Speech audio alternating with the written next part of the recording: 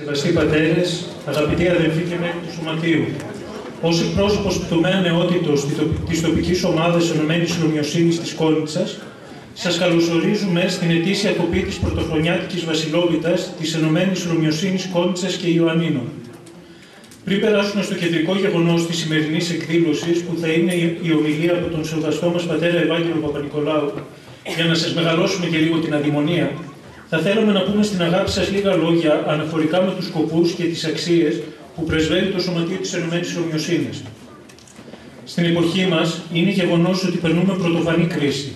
Μεγάλος είναι και ο πόνος μας να βλέπουμε σε ανησυχητικά υψηλό ποσοστό τον λαό μας, τον πρικισμένο με τόσο χαρίσματα από το Θεό, να έχει χάσει τον δρόμο του και τους νέους μας, χωρίς αξίες και ιδανικά, να παραπέμπουν μέσα στο σκοτάδι των παθών τους και αρκετοί τελικά να καταστρέφονται.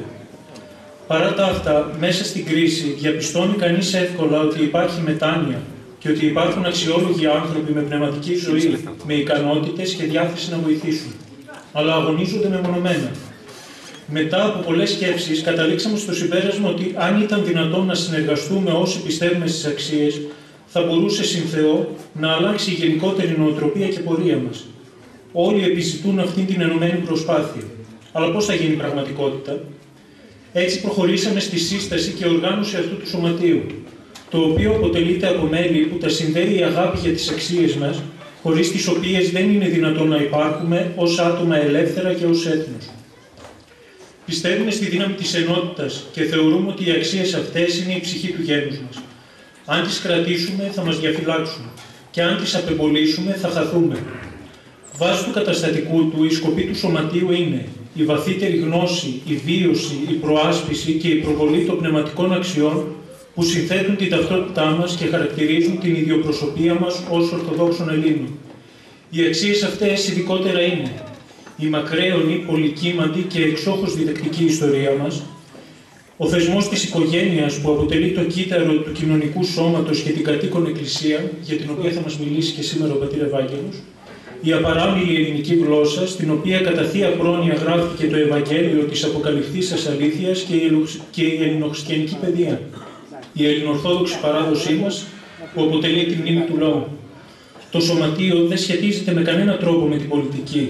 Από το καταστατικό του δεν γίνονται δεκτά ως μέλη πολιτικά πρόσωπα όσο διάστημα ασχολούνται με την πολιτική. Τηρεί τους νόμους, σέβεται το δημοκρατικό πολίτευμα και υιοθετεί απόλυτα τα χρηστά ήθη. Δεν είναι ανταγωνιστικό ή υποκατάστατο άλλων κρατικών θεσμικών οργάνων ή πολύ περισσότερο εκκλησιαστικών. Αν μιλήσει ή γράψει για την Ορθοδοξία, θα είναι μόνο για να καταδείξει ότι η Εκκλησία είναι ο ασφαλέστερος λιμένας της σωτηρίας μας και η κυβωτός του γένους μας. Δεν είναι ένα νέο ιδεολογικό ρεύμα, ούτε ένα διαφορετικό κοινωνικό σύστημα, ούτε μια οργάνωση κοινωνική, πολιτική ή θρησκευτική. Είναι ένα απλό κέντρο που αποβλέπει στην αποκοινού μελέτη και προβολή των πνευματικών μας αξιών με νόμιμο και δημοκρατικό τρόπο και με κάθε σύγχρονο μέσο επικοινωνίας. Με απότερο σκοπό να δώσει ελπίδα, ιδανικά και όραμα στους νεοέλληνες μέσα από την παιδεία, τη σωστή ενημέρωση και την προβολή υγιών προτύπων, με κεντρικό στόχο τη βοήθεια της οικογένειας και της νεότητας. Η προσπάθειά μας είναι εγγενής. Βγαίνει από τα σπλάχνα του λαού μας, ο οποίος αγαπά τις αξίες του και θέλει την ενότητά του. Αυτό βεβαιώνει και η πρόθυμη και αθρώα συμμετοχή όσων πληροφορούνται για το Σωματείο. Τέλος, δεν θα εισέλθουμε σε πολεμική με το κακό, ούτε σε αντιπαραθέσεις και αντεκκλήσεις. Αλλά σύνθημά μας είναι «Νίκα εν το αγαθό το κακόν» ή απλούστερα να πληθύνει το καλό με καλό τρόπο για να εξαφανιστεί το κακό.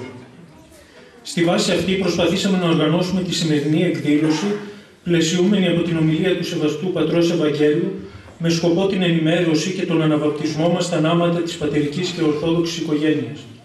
Πριν εισέλθουμε στην ομιλία, θα παρακαλούσαμε τον Σεβασμιότατο Μητροπολίτη μας κύριο Ανδρέα να μας απευθύνει ένα σύντομο χαιρετισμό με τις πατρικές του ευχές και...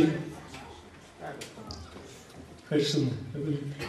Τώρα ο πατήρ Ευάγγελος, για όσους δεν το γνωρίζουν, που είναι ο σημερινός μας ομιλητής, είναι ένας επιτυχημένος επιστήμον ιατρός, ο οποίος δεν δίστασε να αφοσιώσει τη ζωή του στον Χριστό για να την υπηρετήσει ως Ιεραπόστολος στα πρόσωπα των αδελφών μας Αφρικανών, αφού θέλησε να γίνει ιερεύς στην Ιεραποστολή του Καμερούν.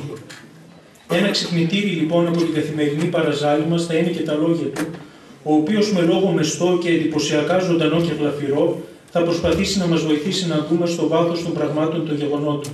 Θα παρακαλέσουμε λοιπόν τον Σεβαστό Πατέρα Ευάγγελο να μας αναπτύξει το θέμα της ομιλίας του, ορθόδοξη χριστιανική οικογένεια, δίνοντάς μας ακριβώς την ορθόδοξη οπτική του θέματος, όπως μας τη δίδοξαν ο Χριστός μας, οι Απόστολοι, οι Πατέρες και οι Άγιοι της Εκκλησίας μας.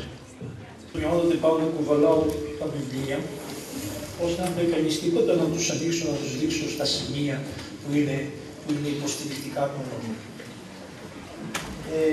Θα ήθελα να σας πω σεβασμιότατε κάτι. Ήμουνα στην ιατρική μαζί με τον πρεσβυτέρα μου το 1985, κάπου εκεί. Όταν απεφασίστη, θα μιλάω δυνατά, ειρηνεύεται, κάτι ησυχία, να πάω από εκεί. Απλώς, μέχρι να τακτοποιήσω τα βιβλία. Και τότε στην ιατρική σχολή σεβασμιότατε αποφασίσαμε να καλέσουμε τον Σεβαστιανό. Ιατρική σχολή Αθηνών.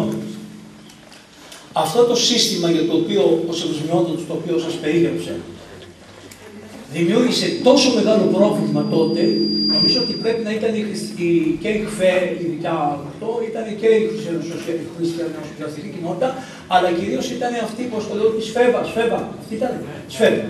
Λοιπόν, δημιούργησε τόσο μεγάλο πρόβλημα, χρειάστηκε να έρθουμε στα χέρια, να πέσουμε ξύλο μαζί με αυτούς που μας φέρανε εμπόδια σεβασμιότατε, για να ομιλήσει ο Δεσπότης ο Σεβαστιανός. Είχαμε λάβει επίσημη άδεια από τη σχολή, είχαμε αμφιθέατρο ειδικό μας είχαν δώσει και όμως μας δημιουργήσανε τρομερό πρόβλημα αυτοί οι άνθρωποι οι οποίοι σήμερα είναι ξανά στους τόπους από άλλη μεριά σεβασμιότατα και δημιουργούν τα ίδια προβλήματα στην Εκκλησία και στο γένος. Είναι ακριβώς οι ίδιοι. Αυτοί ήταν φοιτητές τώρα και ήταν τότε φοιτητές και τώρα μπήκανε διαμέσου όλων των μεθόδων που είχαν. Αλλά ίσως και λίγο εμείς δεν τους πιάσαμε καλά και φτάσαμε σε ένα σημείο, αυτή τη στιγμή, σήμερα, αυτοί οι ίδιοι άνθρωποι που εμποδίσαν τον Σεβαστιανό τότε να μιλήσει, να εμποδίζουν με την τηλεόραση, με τους νόμους, με όλα, να εμποδίσουν και να μη σέβονται την ορθόδοξη μας Εκκλησία. Όχι μόνο στο θέμα του γάμου, όχι μόνο στο θέμα του γάμου, σε πάρα πολλά άλλα θέματα. Λοιπόν, τα αδέρφια εδώ που έχουμε την αγωνία για το θέμα του γάμου και όλα αυτά, μου είπε Πάτερ Ευάγγελε, σας παρακαλούμε, χωρίς να ξέραμε βέβαια, όταν θέθηκε το θέμα, δεν είχαμε φτάσει σε αυτό το σημείο που λέγανε ότι δεν βάζω τα βιβλία, δεν σας τα διαβάσω όλα. Απλώς γιατί. Ναι, γιατί θέλω εγώ αυτό. Μου λένε μερικοί να μας τα βιβλία. Αυτή είναι η παιδαγωγική ανθρωπολογία του Ιωάννου του Χρυσοστόμου. Έχει λύματα από τα λόγια του Χρυσοστόμου για τον γάμο, την ανατροφή των τέκνων και τα πάντα. Αυτό. Αυτή είναι η ορθόδοξη αντίκτυση του Ιερεμία Φούντα, του Κατιώτη. Του Ιερεμία Φούντα, Κατιώτης, Ιερεμίας Φούντας, εσείς, Κοσμάς, είσαστε μια γραμμή ευθεία πνευματική. Λοιπόν, χωρίς να παρεξηγηθείτε, αυτά είναι τα άπατα του Καβάφη. Γιατί ξέρετε ο Καβάφης ότι είχε αυτό το μικρό ελάττωμα, αλλά δεν είναι μεγάλο, αλλά δεν τόλμησε ποτέ γυμνή κεφαλή να το απαιτήσει και να έχει και γάμους. Πάνω και αυτό. Αυτό είναι ένα πολύ ωραίο βιβλίο, είναι αγιορείτικο, το βρήκαν τώρα τελευταία, είναι οι πατρικές νοθεσίες Κοσμά του Εντολού. Έχει εκδοθεί στη Βενετία μαζί με άλλα βιβλία που εκδοθήκαν για τον Άγιο Κοσμά τον Εντολό. Τώρα έχει εκδοθεί, τελευταία είναι, και ομιλεί και πάρα πολλές πατρικές νοθεσίες που βρεθήκανε, χειρόγραφο ήταν, για τον Άγιο Κοσμά τον Εντολό, ενώ ξέρουμε πάρα πολλά άλλα. Αυτό δεν το έχουμε αναζητήσει το βιβλιαράκι. Αυτό είναι από εκεί. Εδώ είναι ο ειδικός για τα παιδιά και τις οικογένειες, ο Άγιος Πορφύριος. Εδώ ένα βιβλίο που οι χριστιανοί δεν το διαβάζετε ποτέ, ούτε και εμείς σας βοηθάμε, γιατί το φοβόσαστε και το φοβόμαστε. Και είναι η ερμηνεία στο άσμα των ασμάτων του Σολομόντος, που έχει μεγάλη σημασία το άσμα των ασμάτων μέσα στην οικογένεια. Γιατί η οικογένεια τι σημαίνει, όπως είναι ο Χριστός η Εκκλησία, έτσι είναι ο άντρας και η γυναίκα. Ό,τι λέει το άσμα των ασμάτων είναι για τον Χριστό και για την Εκκλησία και για τον άντρα και για την γυναίκα. Αντιλαμβάνεστε, δεν είναι ένα κακό βιβλίο, έχει δύσκολη ερμηνεία, αλλά όταν πάει στα πατερικά, εδώ έχει άπειρα πατερικά, δηλαδή λένε οι πατέρες ακριβώς τι σημαίνει το καθένα κτλ. Και αυτό είναι από εδώ. Και εδώ είναι ένα βιβλίο που λέγεται Μικρόν Ευχολόγιο. Το έχω δει το πάντε. Τι είναι εδώ, η ακολουθία του γάμου. Άμα θες να δεις τι είναι ο Ορθόδοξος γάμος, ανοίγεις την ακολουθία και προχωράς και διαβάζοντας την ακολουθία βγαίνει την Ορθόδοξος γάμος. Και εδώ είναι του Αγίου Κοσμά μας του Εντολού, όπως σας είπα αυτό. Εδώ είναι βίοι Αγίων που ζήσανε εκκλησιαστική ζωή. Μετά εδώ είναι πώς γινόταν ο γάμος στους αρχαίους Έλληνες και τι σήμαινε γάμος στους αρχαίους Έλληνες. Έτσι είναι βασικά αυτά. Είναι μία η γραμμή. Απλώς μετά ήρθε ο Χριστός μας, όχι απλώς, ήρθε ο Χριστός μας, ενώθηκε και αυτά που οι άνθρωποι τα είχαν βρει με το λόγο, με το λογικό τους, Ήρθε ο Χριστός, ο όντως λόγος του Θεού, ενώθηκε με την ανθρώπινη φύση και βγήκε και ό,τι λέει ο Χριστός δεν βγάζουν τα προηγούμενα. Δεν μας ωφέλουν σε τίποτα, ούτε τα προηγούμενα τα επόμενα εκτός από τον Χριστό. Αλλά όμως εμείς έχουμε την παράδοσή μας στην ελληνική, τη γλώσσα μας, τα Ευαγγέλια γραφτήκαν στα ελληνικά, τη γλώσσα μας έχουμε, τη διανόηση και τη σκέψη έχουμε και πλησιάζουμε στον λόγο του Χριστού. Και όταν ο Χριστός λέει αυτό, εμείς το αποδεχόμαστε όπως είναι αυτό. Γιατί? Το μεγαλύτερο πρόβλημα, αδελφοί μου, ντρέπομαι δεσπότη που μιλάω σε εσάς την αρχαιοσύνη σας μπροστά, διότι δεν είναι σωστό ένας πρεσβύτερος να μιλάει μπροστά στον επίσκοπο. Πάντοτε κανονικά πρέπει να σιωπούμε. Αλλά επειδή ο σεβασμιότατος παρίσταται και με τα μάτια του με ενθαρρύνει, και τότε λέω χάνει κουτάει το κεφάλι του και συμφωνεί, οπότε σεβασμιότατε, δώστε μου ξανά την ευλογία σας να μιλήσω ενώπιον του προσώπου σας. Λοιπόν, σεβασμιότατε στη σημερινή εποχή έχουν κάνει κάτι φοβερό. Εγώ δεν είχα δει αυτή την ωραία αφίσα εδώ πέρα. Φέρνω το παστούνι του εδώ πέρα. Έχω μια παραστατικότητα για να καταλαβαίνετε αυτό. Λοιπόν, προσέξτε να δείτε. Η ενωμένη ρωμιοσύνη τελικά, εκτός από το να είμαστε ενωμένοι μεταξύ μας, ενώνει αυτό με αυτό εδώ. Το ενώνει. Τούτος εδώ είναι ο Μέγας Αλέξανδρος. Τον φάγανε τον Μέγα Αλέξανδρο. Λυσάξανε κύριε τον Μέγα Αλέξανδρο. Λυσάξανε. Καταλαβαίνετε τι λέω. Από εδώ μέχρι εδώ λείπει ο Μέγας Κωνσταντίνος, λείπει ο Μέγας Φώτιος, λείπει ο Κύριλλος, λείπει ο Μεθόδιος. Μεγάλες προσωπικότητες. Που άμα δεν ήταν ο Κύριλλος και ο Μεθόδιος, ο Πούτιο δεν θα βγει να πει αυτά που είπε χθες. Γιατί εγώ τα λέω ακριβώς όπως είναι. Ο Κύριλλος και ο Μεθόδιος έκαμε τη γλώσσα την οποία μιλάει ο Πούτιν και μπορεί να ανταπεξέλθει σε όλο τον κόσμο.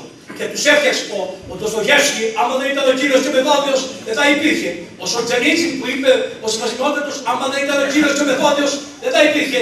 Άρα από εδώ μέχρι εδώ έγινε κάτι πάρα πολύ φοβερό. Μετά πέσαμε στους Τούρκους, έχουμε αυτό που είπε ο Σεβασμιότατος, από εδώ μέχρι εδώ, κοσμάς ο εκτολός. Από εδώ μέχρι εδώ ελευθερωθήκαμε και φέραμε τον Κακομοίρη και του λέμε, για να μην γίνει βασιλεία στην Ελλάδα και μας φέρουμε ένα βασιλιά ξένο και μας λέει μπουρδες, και φέρει και το συνολικερό του όλο, να ψηφίσουμε οι Έλληνες να βγάλουμε έναν, πώς το λένε, δημοκρατικά να βγάλουμε έναν πρόεδρο να μας κυβερνήσει. Και αποφασίσανε και στείλανε την πρεσβεία σε αυτόν τον Καποδίστριας, ο μόνος και πρώτος πολιτικός της χώρας.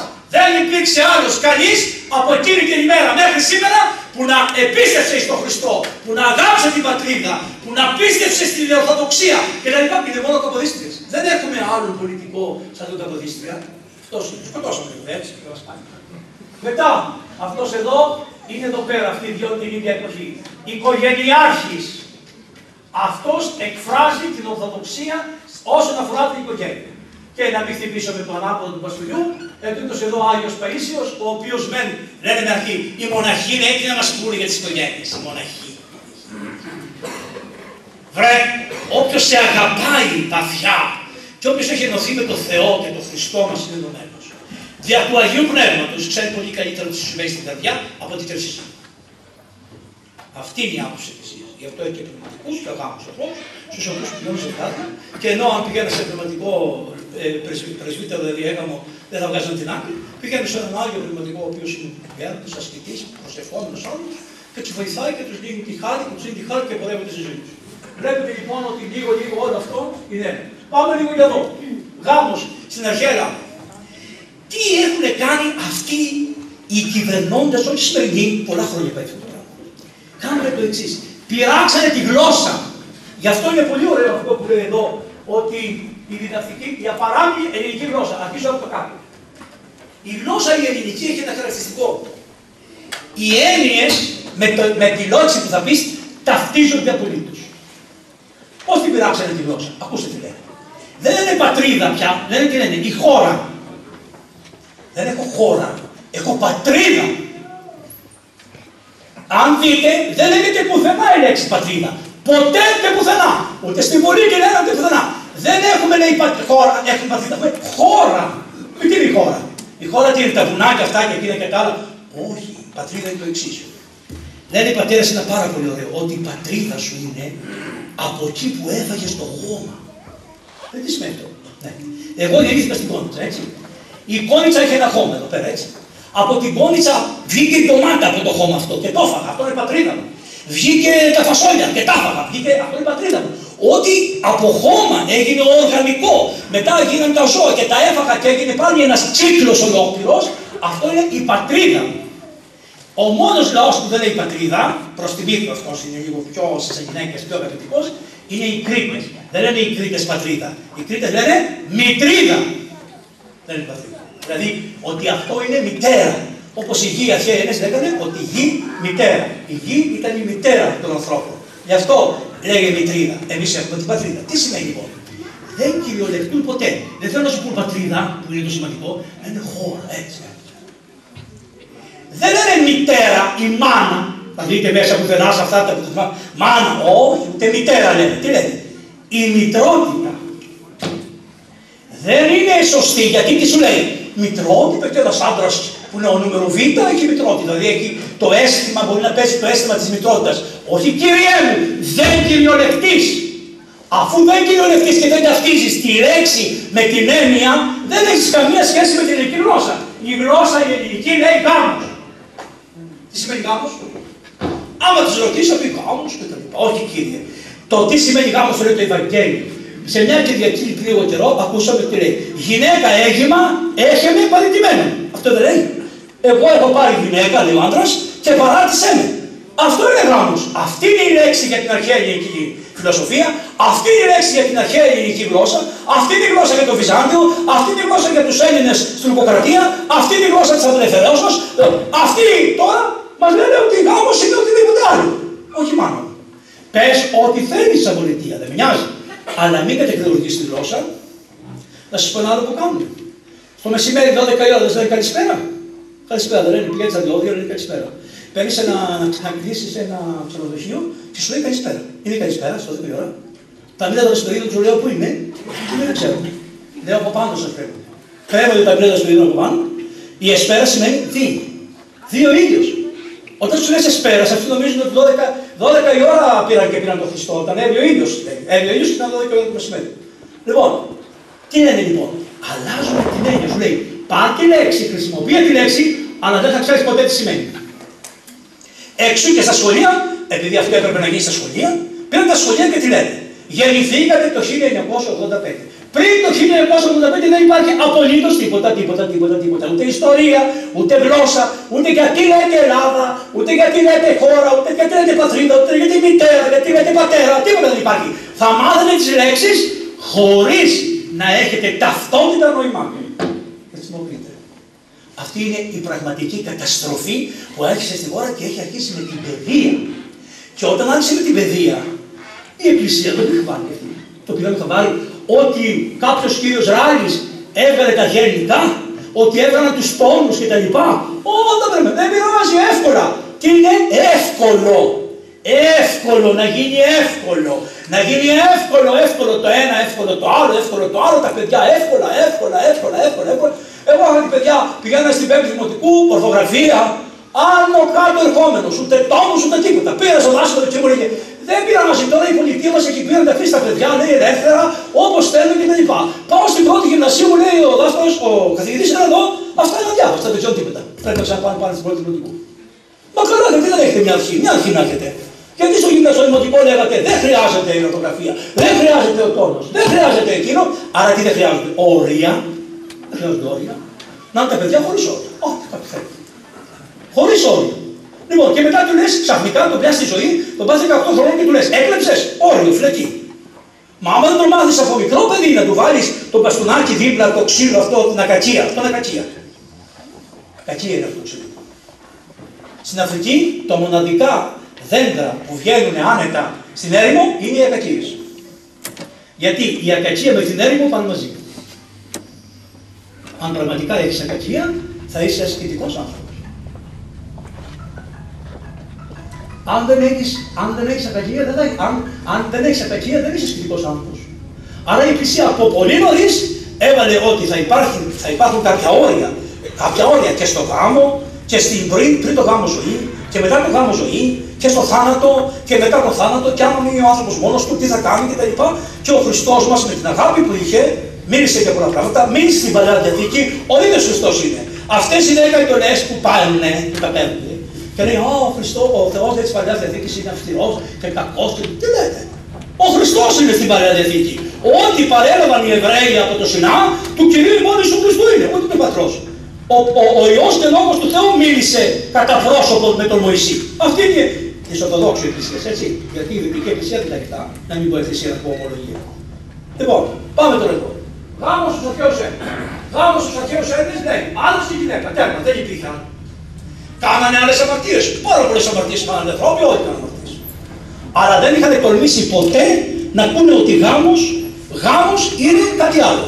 Γάμος είναι η σύζευξη του ανδρός και της γυναικός. Εγώ που είμαι γιατρός θα σας πω και κάτι άλλο. Αυτό είναι ένα κύτταρο, βλέπετε, αυτό είναι ένα κύτταρο που έχουμε όλοι στο σώμα μας, τα κύτταρά μας. Έχουν μέσα χρωματοσώματα. Αυτό είναι το κύτταρο το κανονικό. Για να κάνεις παιδί, άντρας ή γυναίκα, χωρίζεται στη μέση ακριβώς. Ζουν. Το μισό το έχει ο άντρας και το μισό το έχει η γυναίκα. Πώς τα λένε στην ιατρική, γαμέτες. Γαμέτες λέγονται αυτά. Όταν γίνει η συνουσία, ενώνονται αυτά τα δύο και γίνονται ένα. Δεν μπορεί να γίνει αλλιώς. Αυτό είναι. Και το φυσικό είναι λογικό. Το φυσικό είναι λογικό. Αυτοί μας τρελάνανε και θέλουν να μας πούνε ότι το φυσικό δεν είναι λογικό. Ρε παιδιά, το φυσικό πάντοτε, γι' αυτό οι αρχαίοι είναι στο μυαλό. Το φυσικό είναι λογικό. Δεν σας βλέπω, παρακολουθείτε ή δεν χαμογελάτε, καθόλου δύσκολα τα πράγματα, θα βλέπετε πώς είναι. Βλέπετε ότι αλλάξατε τις έννοιες των πραγμάτων. Ενώ χρειάζονται δύο γαμέτες για να γίνει αυτή η ένωση και να πει το Άριο στο Πρωτοζώαριο, έχω εδώ τον πατέρα Νικόλαο, ο οποίος είναι εξαιρετικός γιατρός. Ήμασταν μαζί, κάναμε ειδικότητα με τον πατέρα Νικόλαο εδώ πέρα και είναι τώρα ιερεύσας εδώ και διακονεί εδώ. Εγκατέλειψε την ιατρική λιγάκι, το κέρδισε περισσότερο η θεολογία. Χαμογέλατε, πάτε. Τι, πόσους, εδώ είσαστε πολλοί άνθρωποι, είσαστε κάτω στην κρίνη που θα γελάγανε τώρα μια χαρά. Εδώ εσείς είστε σοβαροί, πολλοί. Έξω καρδιά είσαστε, την ευχή σας.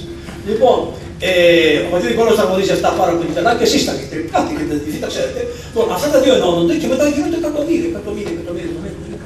Και γι' αυτό οι αρχαίοι Έλληνες στον νόμο του Ιπποκράτη, μέσα στον νόμο του Ιπποκράτη, τι λέγανε. Λέει ο Ιπποκράτης διάφορα και τι λέει. Δεν θα δώσω ποτέ φάρμακο σε γυναίκα να αποβάλει. Κρατάμε από κάθε εποχή ό,τι θέλουμε. Ό,τι μας βολεύει. Εάν εδώ έχει ομοφιλία, την κρατάμε. Εάν λέει να μην κάνουμε εχθρώσεις, δεν το θέλουμε. Δεν μας αρέσει αυτό. Αυτό είναι ο δικαιωματισμός. Λες δικαίωμα, δικαίωμα, χωρίς καμία υποχρέωση. Μόνο δικαίωμα. Αυτή είναι η σύγχρονη εποχή που λέγεται δικαιωματισμός. Μόνο δικαίωματα έχουμε. Και υπάρχουν δικαιώματα φυσικά. Βεβαίως. Ότι είσαι άνθρωπος, ότι είσαι ελεύθερος, ότι ο επίσκοπος είναι εδώ και έζησε μια ζωή ασχετική, έγινε και ο επίσκοπος και υπάρχει και την εκκλησία και αυτά είναι δικαιώματα που τα δίνει και η πολιτεία, αλλά και τα δικαιώματα φυσικά ότι θα τα μεγαλώσω, έχω δικαίωμα να φάω, έχω δικαίωμα στην ελευθερία, βέβαια. Το αν θα πεθάνεις ή όχι, μάτια μου δεν είναι δικαίωμά σου. Δεν είναι δικαίωμά σου, θα πεθάνεις. Σε ρωτήσει. Έτσι το όχι. Άμα δεις άλλο τρόπο, ναι. Άμα δεν γεννήσεις παιδί μάτια μου, δεν είναι δικαίωμά σου. Έτσι θα γεννήσεις. Δεν υπάρχει άλλος τρόπος. Τι δικαίωμα θα μου πεις. Αυτός είναι ο τρόπος και μόνο αυτός. Γιατί είναι φυσικός, βιολογικός, όπως το φτιαξε ο Θεός, συμπληρωματικός και έχει κάτι άλλο. Για να γεννήσεις παιδί, είναι, θα καταλαβαίνετε, δεν θα πω και ακριβώς, γιατί θα παρουσιαστούμε. Λοιπόν, για να γεννήσεις παιδί είναι πρόσωπο με πρόσωπο. Πρόσωπο με πρόσωπο. Θα κοινωνήσουμε πρόσωπο με πρόσωπο. Έτσι δεν γεννάς παιδιά. Τελειώσαμε. Είναι απλό. Με αυτά τα δύο παραστατικά δεν καταλαβαίνετε. Δεν γεννάς παιδιά αλλιώς. Πώς το κάνω. Αυτό είναι. Να μας τρελάνετε. Τι έχουν πάρει απόφαση. Να μας τρελάνουν. Να μας τρελάνουν. Κάνανε μια δοκιμή με την πανδημία. Το είδατε. Ακόμα δεν έχουν βγάλει συμπέρασμα γι' αυτό. Ξέρετε. Μελετιώνται, θα μελετηθούν πολλά. Πολλά θα μελετηθούν. Αφού μας τρελάνανε με αυτό και αφού έχουν δει ότι δεν πήγε πολύ καλά το αφήγημα, τώρα μας τρελάνουν μετά άλλο. Αντί να μας δούνε αυτά τα 58 παιδιά, 57 παιδιά, πώς σκοτωθήκανε εκεί πέρα. Αυτό δεν μου απαντήσεις. Και αυτό δεν μου απαντήσεις και να λοιπόν, να μεταφέρετε και στη σύνοδο ότι ο λαός είναι επιγραμμένος από αυτό το πράγμα. Ήθελε όλη η σύνοδος να είναι εκεί που έγινε το δυστύχημα, να κάνουν όλη η σύνοδος όμως, όχι ένας και δύο επισκοποί, όπως κάνει και τη συνοδικό, να πάτε όλοι εκεί να γονατίσετε και να σας δει ο λαός ενωμένους και ο λαός θα χαρεί πάρα πολύ. Σας μεταφέρω, σε βασιλότητα το μεταφέρετε και παραπάνω, οι γονείς των παιδιών παρακαλάνε για αυτό το πράγμα. Θέλουν τον Αρχιεπίσκοπο, θέλουν μια εκπροσωπεία του Συνόδου, τώρα που θα έρθει ο χρόνος των παιδιών, να πάνε εκεί στα σίδερα και αν είναι δυνατόν και σε ένα πάγκινο μνημόσυνο που όπου γίνει, να παρουσιαστεί όλη η Σύνοδος, να δείξει την αγάπη και την ενότητα. Και αντί να μας λύσετε το θέμα αυτό που βλέπουμε τι κάνετε και προσπαθείτε να καλύψετε όλα τα πράγματα είναι για 500 ανθρώπους. Για 500 ανθρώπους μέρα νύχτα συζητάμε αυτό το πράγμα. Λοιπόν, οι αρχαίοι λοιπόν είχαν αγώνα να δώσουν τα παιδιά τους σε μια καλή γυναίκα και θα μου πεις, έλεγε ο Άγιος Παΐσιος και την κακιά γυναίκα που θα την βάλει. Πάντως σε μένα τον YouTube του λέω γιατί δεν θα δώσω στον κόσμο την πάρει εσύ. Λοιπόν, πάμε τώρα. Εδώ ο γάμος. Απλά ο γάμος, αλλά ελληνικά λέει. Αλλά πραγματικά ελληνικά, αρχαία ελληνικά. Το κορίτσι παντρευόταν 16 χρονών και κάτι. Το αγόρι μέχρι 30 χρονών. Έπρεπε να παντρευτεί. 18 χρονών πήγαινε φαντάρος, 20 χρονών γύριζε κουκούλωμα, παντρευότανε. Άρα πάρα πολλές αμαρτίες. Αυτός ο συνεχής αντανισμός που υπάρχει στα παιδιά μέχρι 45 χρονών και η ανάγκη να βλέπουν όλα αυτά τα πορνοτέτια κτλ. Δεν υπήρχε. Διότι αφού τον παίρνεις τον άνθρωπο 16 χρονών, 17 χρονών και τον βάζεις από μικρό παιδί να σχετιστεί με τη γυναίκα του και να μεγαλώσουν μαζί και να οριμάσουν μαζί, αυτό είχε η πολιτεία ως αγώνα. Πάνω να πει ότι σε έχω σκεπάσει, σε έχω βοηθήσει. Αλλά για να σε βοηθήσω, δεν φτάνει να σε παντρέψω μόνο. Όχι. Πρέπει να σου εξασφαλίσω το φαγητό. Να σου εξασφαλίσω το σπίτι. Πώς θα σε πάρω 20 χρονών παιδί και 17 χρονών παιδί να σε παντρέψω και να μην σου έχω εξασφαλίσει το σπίτι. Εδώ λοιπόν γινόταν μια πράξη που λέγεται προαύλια. Τι είναι προαύλια? Προτού το γάμο, ο γάμος ας πούμε είναι τα αύλια, μετά είναι τα μετάβλια, έτσι, προαύλια, αύλια, μετάβλια, έτσι λεγότανε. Σε όλη περίπου την αρχαία Ελλάδα, κυρίως στην Αθήνα θα σας πω εγώ. Λοιπόν, προαύλια, για ένα διάστημα περίπου λίγο καιρό πιο νωρίς, κάνα 2 εβδομάδες, 3 εβδομάδες, ο πατέρας του γαμπρού μιλούσε με τον πατέρα της νύφης. Και έλεγε, αυτοί είμαστε από την ίδια οικογένεια, είμαστε από την ίδια φάρα, είμαστε έτσι και τα λοιπά. Θέλω το παιδί σου, θέλω αυτό και τα λοιπά. Το έχω δει το κορίτσι. Πού το βλέπω το κορίτσι? Πού το βλέπω τα κορίτσια, οι παλαιότεροι Έλληνες το 1821, πού τα βλέπανε? Στην Εκκλησία. Πού βλέπανε τις γυναίκες οι αρχαίοι Έλληνες? Πού τις βλέπανε τις γυναίκες που παντρευόντουσαν? Πού τις βλέπανε? Στα ιερά όταν πηγαίνουν να κάνουν θυσίες. Βλέπετε λοιπόν ότι είναι μια γραμμή. Όπως βλέπανε τις γυναίκες στην Εκκλησία όταν πηγαίνανε τα Χριστούγεννα, το Πάσχα, τις γιορτές και τα λοιπά στα χωροστάσια, έτσι και οι αρχαίοι Έλληνες βλέπανε τις γυναίκες που θα θέλανε να παντρευτούν, τις βλέπανε μέσα στην κοινότητα την ώρα της προσφοράς της θυσίας προς τον Θεό. Δεν ξέρανε το Θεό, δεν ξέρανε τους θεούς, τους θεούς, σωστούς θεούς, ούτε τις θυσίες ήταν σωστές οι θυσίες. Αλλά το γεγονός αυτό καθ' αυτό, στην Εκκλησία, δηλαδή στη σύναξη μέσα, εκεί μαθαίνανε λεπτομέρειες και λέγανε αυτή μ' αρέσει. Τώρα, υπάρχουν 500 γυναίκες ωραίες. Απόδειξη, υπάρχει ένας μύθος υπάρχει του πατέρα του Αχιλλέα. Ο πατέρας του Αχιλλέα βγήκανε 50 γυναίκες που λέγανε Νεριίδες και κάνανε πάλι στο Βόλο. Και ο πατέρας του Αχιλλέα, τις 50 που ήταν ολόιδες και όμορφες, ακριβώς λέει αυτή θέλει, τι θέλετε. Τι συμβαίνει στον εγκέφαλο του ανθρώπου? Και από 50 όμορφες γυναίκες και πλούσιες γυναίκες με την ίδια τάξη, με τα ίδια πράγματα, λέει ότι οι 49 φύγανε. Και μένει μόνο αυτή, αυτό να το αφήσει στο Θεό. Άστος τι κάνει στο Θεό. Άστος αυτό, τι λένε τώρα, τεχνητή νοημοσύνη. Έτσι δεν λένε? Θα σας δώσουμε, θα σας κάνουμε τεχνητή νοημοσύνη. Κύριοι, έχω εδώ τους στρατιωτικούς μας. Τεχνητή νοημοσύνη. Αν βάζανε όλα τα δεδομένα στην τεχνητή νοημοσύνη και πήγαινε ο Κολοκοτρώνης να ρωτήσει αν θα κάνει τη μάχη στα Δερβενάκια, η τεχνητή νοημοσύνη θα του έλεγε όχι, μην πας. Δεν είναι τίποτα η τεχνητή νοημοσύνη. Υπάρχει μια άλλη νοημοσύνη που είναι πολύ πιο βαθιά, πώς λέγεται, συναισθηματική νοημοσύνη. Είναι κάτι που δεν μπορεί να το πιάσει κανείς, δεν πάει να του βάλει όλα τα δεδομένα. Δεν πρόκειται, γι' αυτό δεν το στοχεύσει και είναι πάρα πολύ ωραίο. Μάλιστα για τον κόσμο σας, 1 και 1 κάνει 2. Για το δικό μου κάνει 11, τι θα με κάνετε? Πού θα με πάτε εμένα? Υπάρχουν και άνθρωποι που είναι πολύ πιο πέρα και σου λέει 1 και 1 είναι το 11. Δεν είναι ο Γεροπαΐσιος μια φορά που είχα πει Μου λέει, κρατάς μυστικά. Α, λέω, δεν κρατάω. Δεν το πεις, μου λέει, πες ένα καλό φίλο. Α, λέει, θα το ξέρουμε 2, Λέω, ναι, δεν το ξέρουμε 2, μου λέει, το ξέρουμε 11. Κακώς κάνεις. Και άμα το πει αυτός και σε ένα άλλο, θα είναι 3, λάθος κάνεις. Είναι 111. Βλέπεις πώς μετράμε εμείς τα πράγματα και πώς βλέπουν οι άλλοι τα πράγματα.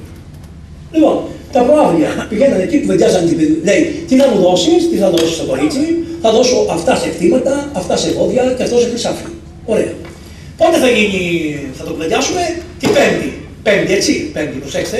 Την Πέμπτη δεν κάνετε τώρα τα παιδιά. Την Πέμπτη της εβδομάδος δηλαδή, είχαν δικές του εβδομάδες, αλλά την Πέμπτη. Ποιο μήνα θα έχουμε ένα μήνα που το λέμε γαμιλίωνα. Δηλαδή, ακόμα και ο μήνας, οι αρχαίοι Έλληνες ορίζανε και το μήνα που θα γίνει. Γιατί ήταν ο Ιανουάριος ο δικός μας. Γιατί κάνει κρύο και είναι καιρός για 2. Της την πανδημία αυτή. Κάνει κρύο λέει και είναι καιρός για 2. Αυτό την πανδημία τη γνωρίζετε. Παλιά, τι λέγανε Έλληνες. Τι σημαίνει αυτό? Ότι επειδή κάνει κρύο, να είμαστε δυο να συσταθούμε. Και δεν κάνει κρύο μόνο από την ψύχρα. Κάνει κρύο από τη μοναξιά. Δεν είχαν οι άνθρωποι. Αν λέγανε στους αρχαίους Έλληνες για την παρθενία, θα σας κορυδεύουν. Αν λέγανε στους αρχαίους Έλληνες για την ταπείνωση, ο Χριστός τα έφερε αυτά. Οι αρχαίοι Έλληνες είχαν τον εγωισμό, αυτή είναι η μεγάλη τους ασθένεια, που την πήραμε κι εμείς δυστυχώς και από τα γονίδια από κάτω βγαίνει, γι' αυτό σκοτωνόμαστε σαν τα σκυλιά. Λοιπόν, και είμαστε εγνήσιοι από των δύο Ελλήνων, μόνο από αυτά τα πάθη που έχουμε. Το πρώτο είναι αυτό. Και το δεύτερο που είχαν οι αρχαίοι Έλληνες ήταν η ευσέβεια. Ήταν ευσεβέστατοι προς τους θεούς. Αλλά γιατί το κάνανε, τους φοβόντουσαν. Δεν τους αγαπούσαν όπως ο Χριστός. Εμάς ο Χριστός μου λέει αγαπάτε με, λέει. Αγαπάτε με, σας αγαπάω, λέει αγαπάτε με. Όχι, και ο Δίας έλεγε, το έκανε στο σκόπ στο κεφάλι. Όπως ο Γιαχβέ. Αντιλαμβάνεστε, οι αρχαίες θρησκείες είχαν αυτό το πράγμα. Λοιπόν, προαύλια τώρα. Το βράδυ, της Πέμπτης το βράδυ, όπως πάτε εσείς. Πηγαίνανε, η νύφη δεν παρουσιαζότανε. Αν παρουσιαζότανε, φοράγε ένα πράγμα στο κεφάλι του πέρα και της έβαζε τον αραβόνα. Αραβώνας λοιπόν. Και αυτό και εμείς η Εκκλησία τι έχει, την ακολουθία του αραβώνας. Πώς λεγότανε, η πράξη λεγόταν αραβώνας, εάν δεν παντρευόντουσαν αμέσως, λεγότανε μνηστία το διάστημα αυτό. Και έχουμε και εμείς μνηστία και αραβώνα.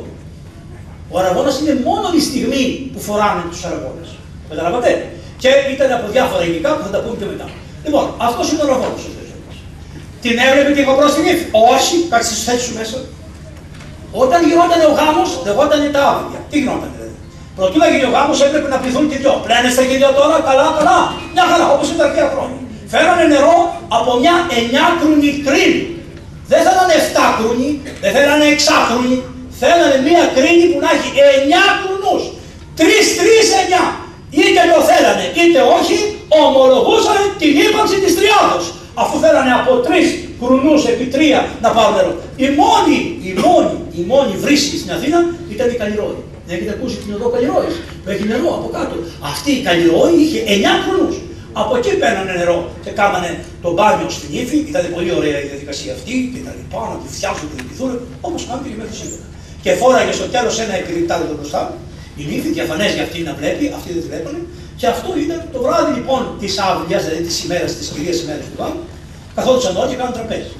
Πηγαίνανε όλοι, παπα σου λέει οι Αθηναίες, θα καλέσω εγώ 500 ανθρώπους να φάνε στο σπίτι μου, πού τους φάνε. Δεν είχανε, είχαν ταβέρνες όπως έχετε εσείς εδώ, ή σπίτι. Όχι, τι θέλανε τα λεφτά.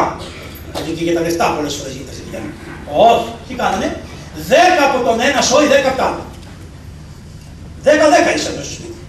Άρα, γιατί λένε μερικοί, τα έξοδα του γάμου, τα έξοδα του γάμου. Μα τα έξοδα του γάμου, η καινοδοξία, η φιλοδοξία σου και το άλλο σου μυαλό τα έκανε. Η Εκκλησία δεν έχει ανάγκη να γίνουν τόσα έξοδα σε ένα γάμο. Για ποιο λόγο? 10 να έρθουν από το ένα σώμα και 10 από το άλλο. Και ο κουμπάρος να είναι, που πάνε και στους αρχαίους Έλληνες υπήρχε κουμπάρος, λοιπόν, νηπαγωγός λεγότανε, λοιπόν, και αυτός, όλοι αυτοί φτάνανε. Δεν θέλω παραπάνω. Τις επόμενες ημέρες κάναν τραπέζια, αλλά πώς? Είχαν κάτι απλά, φαγητά να φάνε άνθρωποι, και περνάγανε όλοι και βλέπανε την ύφη, γιατί λέγονται αυτά, είναι τα αποδεικτήρια, δηλαδή σήκωνε η ύφη το καπέλο τους. Και τι έκανε? Προτού να παντρευτεί, πήγαινε η κοπέλα και όλα τα παιδικά της παιχνίδια που είχε, όλα τα παιδικά παιχνίδια που είχε, κούκλες, ξύλινες, οτιδήποτε, τα πήγαινε στην Αρτέμιτα. Η Άρτεμις είναι η θεά της Παρθενίας, μαζί με την Αθηνά. Τα έλεγε σε αυτή. Τι σημαίνει αυτό? Ότι εγώ μέχρι τώρα ήμουν ανώριμη και έπαιζα με κούκλες. Αφιερώνω τα πάντα στους θεούς και φεύγω από την ηλικία της ανοριμότητος και καλούμε να πορευτώ μαζί με τον άντρα μου να οριμάσουμε μαζί. Και ο άντρας μου ανώριμος ήταν. 2 χρόνια προηγείτος στην ηλικία. 4. Αλλά είναι και αυτός ανώριμος. Ποιος που πάει στο γάμο έχει την αίσθηση της ανωριμότητας? Πέστε μας. Σως είναι το γάμο. Ακόμα και εκείνοι που είναι χριστιανοί, αντί να πάνε όπως λέει και πως μας ο τερός θα παρακάτω, τι πρέπει να κάνουν, πάνε χαχαχού και χιχί, χοχοχού. Αυτό το μυστήριο το εμπέζουν. Σχεδόν όλα τα μυστήρια το εμπέζουν. Ευτυχώς έχουμε διασώσει τη Θεία Κοινωνία, τη Θεία Λειτουργία, τη φυλάμε εκεί πέρα. Το βάπτισμα, ξορίζεται τι γίνεται στην Αθήνα. Δεν ξέρω εδώ, πιστεύω ότι είναι πιο αυστηρά. Αλλά εκεί τα εμπέζουν όλοι. Λοιπόν, αφού την πήγαινε, ο γαμπρός την έκανε, τους πηγαίνανε εδώ, γινόταν αυτό στο σπίτι της νύφης, η συνάντηση. Γινόταν στο σπίτι της νύφης, εκεί. Και μετά πέραν τη νύφη, προσέξτε το, πέραν τη νύφη και η νύφη πήγαινε στο σπίτι του άντρα της. Ο άντρας όταν είχε παντρευτεί, δεν είχε παντρευτεί ποτέ, αν δεν είχε παντρευτεί ποτέ, πήγαινε με τη γυναίκα του αυτή, την πρώτη και μοναδική. Γιατί έχουμε και ακολουθία εις δικά μου, δεν έχουμε ακολουθία εις δικά μου. Τι νομίζετε? Και αρχαίοι Έλληνες είχαν ακολουθία σε δικά μου. Σου λέει, μπα, να παντρευτείς δεύτερη φορά και θα σου κάνουμε την ίδια δόξα με τη δόξα που είχες την πρώτη φορά. Όχι, κύριε. Όταν ο γαμπρός παντρευόταν για δεύτερη φορά, δεν πήγαινε να την πάρει την κοπέλα, καθόταν στο σπίτι μέσα στο σπίτι, με ντροπή που παντρευόταν δεύτερη φορά και του πηγαίνανε τη γυναίκα τη δεύτερη, την πήγαινε μόνη της η γυναίκα στο σπίτι. Καταλάβατε? Είχαν και αυτοί λοιπόν έναν τρόπο για να δείξουν ότι ο πρώτος γάμος είναι αυτός που και η πολιτεία που δέχεται και η θρησκεία τους αποδεχόταν κτλ. Αυτά τα έχουμε και εμείς μέχρι σήμερα. Αλλά αυτοί τα σεβόντουσαν. Δεν σηκώσανε ποτέ γλώσσα στην πατροπαράδα του σπίστη. Μόνο εμείς σηκώνουμε τη γλώσσα. Πρέπει τι είναι αυτά, να καταργηθούν, τι είναι αυτά, τι είναι αυτά. Τι δεν είναι αυτά. Όλα είναι αυτά. Παρακάτω. Λοιπόν, την πάνε την ύφη. Προσέξτε τώρα. Αυτό είναι πάρα πολύ σημαντικό. Τι λέει το Ευαγγέλιο? Έλεγαν τούτου καταγγείλει άνθρωπο τον πατέρα αυτού και τη μητέρα και προσκοληθεί στη Δία Γυναική και έσουν οι δύο σάρκα μία. Το λέει. Οι αρχαίοι δεν το ξέρουν που είναι έτσι. Το κάνανε περιστατικά. Η μάνα της κοπέλας και η μάνα του γαμπρού καθόντουσαν στους παραστάδες της πόρτας. Προσέξτε, ας πούμε εδώ πάνω. Είχε ανοίξει τα πόδια της η μάνα και το ένα πόδι της ήταν εδώ και το άλλο πόδι της ήταν εκεί. Και του γαμπρού το ένα πόδι ήταν από εδώ της μάνας και το άλλο εκεί. Επέρναγε το κορίτσι κάτω από τα πόδια της μάνας και της έλεγε «Φεύγεις και δεν ξαναγυρίσεις». Όπως εγέννησα μία φορά και κόπηκε ο λόρος, έτσι να φύγεις και να μην ξαναγυρίσεις. Να πας στο καινούργιο σου σπίτι, τελείωσε αυτό. Όχι όπως το, να μην πω παρακάτω. Καταλαβαίνετε τι σημασία έχει αυτό. Καταλήψεις άνθρωπο τον πατέρα αυτού και τη μητέρα. Φεύγεις από το σπίτι του πατέρα σου και της μάνας σου. Πας στο σπίτι σου. Το ίδιο έκανε και η μάνα του άντρα. Ανέβαινε και αυτή στους παραστάδες της πόρτας και πέρανε και ο άντρας από κάτω και του έλεγε «Φεύγεις και δεν ξαναπατάς εδώ». Θα πας στο σπίτι σου, θα ζήσεις με τη γυναίκα σου, εδώ κόπηκε ο λόγος. Τέρμα. Πόσο καιρό μπορεί να σου να δω, μπορεί να έτρωγες, μπορεί να ξαναπήγαινες με άλλες και θα υπάρχει ενδεχόμενα πίσω. Τώρα τελείωσε. Θα πας και θα παντρευτεί η γυναίκα σου και θα σας βάλουμε στον Ιμένεο. Τι ήταν ο Ιμένεος? Εκεί το κρεβάτι, το ωραίο κρεβάτι στο σπίτι του, ήταν πάρα πολύ. Όπως τα έχετε σήμερα. Πώς ήταν το κρεβάτι τόσο ωραίο, έτσι φτιάχνουν και θέλει. Και βάζανε πάνω δάφνες και βάζανε πάνω όπως και αυτές μυρσίνες, η μυρσίνη και η δάφνη. Και τι τρώγανε? Σουσάμ. Αυτό ήταν το γέλασμα του γάμου. Σουσάμ. Αυτά, παστέλια. Πώς έλεγε τα παστέλια? Μέλι με σουσάμ. Αυτό ήταν. Γιατί το σουσάμ επειδή έχει πολλούς σπόρους είναι για να γίνουν πολύτεκνοι. Και το μέλι ενωμένο να είναι καλύτεκνοι. Τι λέει η Εκκλησία? Να είστε πολύτεκνοι και καλύτεκνοι. Δεν το λέει? Μην θεωρείτε ότι οι Άγιοι Πατέρες με τον Χριστό πήγε και τα πλήρωσε όλα, αλλά βρήκαμε παραδόσεις άλλων λαών και μάλλον και οι Πέρσες. Σας πω πως παντρευόντουσαν οι Πέρσες, να μην τα αφήσετε. Ακούστε. Λοιπόν, κοιτάξτε. Όχι όταν βγαίνετε πίσω. Α, να πάω πίσω. Ας σας πω τώρα πως παντρεύονται οι Πέρσες. Είναι πάρα πολύ ωραία. Τα λέει ο Ρόδοτος. Να δείτε, αυτά που σας λέω τώρα είναι για το. Δεν θα πάμε στο ρωσανικό γάμο σε λίγο. Δεν βλέπετε, απλώς σας ετοιμάζω, σας τα δίνω και δεν καταλάβετε. Οι Πέρσες είχαν ένα πρόβλημα. Πώς θα παντρέψουν τα παιδιά να επιζήσουν? Τι κάνανε λοιπόν? Τέτοιους μήνες του Γαμιλιώνα μαζεύανε όλα τα παιδιά των Περσών που θέλανε να παντρευτούν και όλα τα κορίτσια που θέλανε να παντρευτούν, όλα τα αγόρια και όλα τα κορίτσια, τα μαζεύανε σε μια μεγάλη παιδιάδα. Και λέγανε, υπήρχαν κριτές. Η πιο όμορφη ανέβαινε σε ένα τέτοιο βάθρο. Και έλεγα, ποιος θέλει την πιο όμορφη να πάρει? Σκάφουτα. Σκάφουτα. Ο πιο πλούσιος έπαιρνε την πιο όμορφη. Φύγε εσύ. Φανταστείτε τώρα αυτό να γίνεται για 5.000 ευρώ, ξέρετε. Γι' αυτό η παιδιάδα Δεϊράν, εκεί στις βασινότατε που χτίσανε, που φτιάξανε το άγαλμα αυτό και πέσανε και προσκυνήσανε, σε αυτές τις παιδιάδες γινόταν αυτό. Τι έγινε έτσι? Μένανε οι φτωχοί και οι άσχημες. Στο τέλος μένανε οι φτωχοί και οι άσχημες. Δηλαδή αφού οι πλούσιοι και είχαν πάντα, μένανε οι φτωχές και οι άσχημες. Τι έκανε τώρα το κράτος? Έλεγε, ποιος θέλει την πιο άσχημη? Ο πιο φτωχός πήγε. Δεν κάνει. Ωραία. Βγάλτε από τα χρήματα που πήραμε από τους άλλους ένα τάλαντο χρυσό και δώσε στον άνθρωπο να ζει στην οικογένειά του που παίρνει ο φτωχός παίρνει την άσχημη και να πάνε στο καλό. Και τους δίνανε από τα λεφτά που είχαν πάρει από τους άλλους, τους μιλάνε. Και δεν έκανε τίποτα το κράτος. Τι έκανε? Το βοηθούσε τα ζευγάρια, ο μεν πλούσιος να πάρει μια ωραία γυναίκα να κάνει και ωραία παιδιά, δεν πειράζει. Ο δε φτωχός να πάρει έτσι μια άσχημη γυναίκα. Δεν είναι σωστά. Απλώς θέλω να σας δείξω ότι πώς τα κράτη είχαν μια αγωνία για το γάμο, γιατί ο γάμος θα δημιουργήσει το πρώτο κύτταρο της πολιτείας του, η οποία πολιτεία, αυτός ο γάμος θα του έδινε τα παιδιά αυτά θα ήταν οι πολίτες και θα ήταν και οι οπλίτες. Όχι μόνο ο πολίτης, θα ήταν και ο οπλίτης, αυτός που θα έπαιρνε το όπλο από τα γόρια. Τα δε κορίτσια, νομίζετε, δεν είχαν πολύ άσχημη τύχη. Μια χαρά. Είχαν και αυτά μια εξαιρετικότητα. Στη δε Σπάρτη, τα κορίτσια ήταν ίσα με τα γόρια. Καμία σημασία. Όπως κυκλοφορούσαν τα γόρια, έτσι κυκλοφορούσαν και τα κορίτσια. Πώς παντρευόντουσαν στην αρχαία Σπάρτη? Πολύ πιο απλά. Τι κάνανε? Βάζανε ένα σκοτεινό δωμάτιο, βάζανε μέσα γόρια και κορίτσια και όποιος ήταν πιο μάγκας έπαιρνε την πιο καλή. Και αυτός την παντρευότανε. Ανοίγανε τα φώτα και βλέπανε τι είχε πιάσει ο καθένας. Ήταν ένας τρόπος, ξέρω σας φαίνονται αστεία μερικά, αλλά ήταν ένας τρόπος ήταν να βοηθήσουν τη φυσική επιλογή. Και όταν ο Λεωνίδας ο καημένος έπιασε μια κοντή, και τον πάνε τον Λεωνίδα μπροστά στην απέλα και του λένε, να, ο βασιλιάς ο Λεωνίδας έπιασε μια κοντή. Του λένε, απαπαπαπα, δώσε του μια ψηλή. Και λένε γιατί λέει, αν ο βασιλιάς πάρει μια κοντή, δεν θα μας κάνει βασιλείς, θα μας κάνει βασιλάκια. Σκυλάκια. Άρα λέει, δεν είναι. Άρα τι κάνανε? Είχαν και έναν τρόπο της ευγονικής, με ωραίο τρόπο βέβαια, έτσι, και τα λοιπά. Το μόνο ανδρόγυνο σε όλη την αρχαία Ελλάδα, το οποίο φαίνεται και μνημονεύεται στα αρχαία κείμενα ότι δεν αλλαξοπίστησε ποτέ, ότι πέθανε ο άντρας και η γυναίκα δεν ξαναπαντρεύτηκε κτλ. Ή πέθανε η γυναίκα και δεν ξαναπαντρεύτηκε ποτέ ο άντρας, το μόνο ανδρόγυνο σε όλη την ιστορία είναι ο Λεωνίδας και η γυναίκα του. Ο μόνος. Όλοι οι άλλοι είχαν μια ελευθεριότητα στο γάμο. Αλλά ο Λεωνίδας ποτέ. Και όταν έκανε ένα γάμο μια φορά στη Βασιλιότητα, πλακώσανε κάτι, είναι αυτοί που είναι του ελληνισμού, ξέρετε, όχι της Ρωμιοσύνης, του ελληνισμού. Αυτοί που πιστεύουν ότι οι Έλληνες μόνο είναι το καλύτερο κτλ. Και ήρθαν αυτοί εκεί στο γάμο και με κοιτάζανε. Και μόλις άρχισα να λέω όπως τον Ιακώβ και αυτοί, αυτό κτλ. Κάτσε. Αφού τελείωσα το γάμο με τον Διευχόν και λέω, αφού τελειώσαμε, επειδή έψαξα στα αρχαία ελληνικά να βρω ένα ζευγάρι που να τίμησε το γάμο του, βρήκα δύο. Το ένα ζευγάρι είναι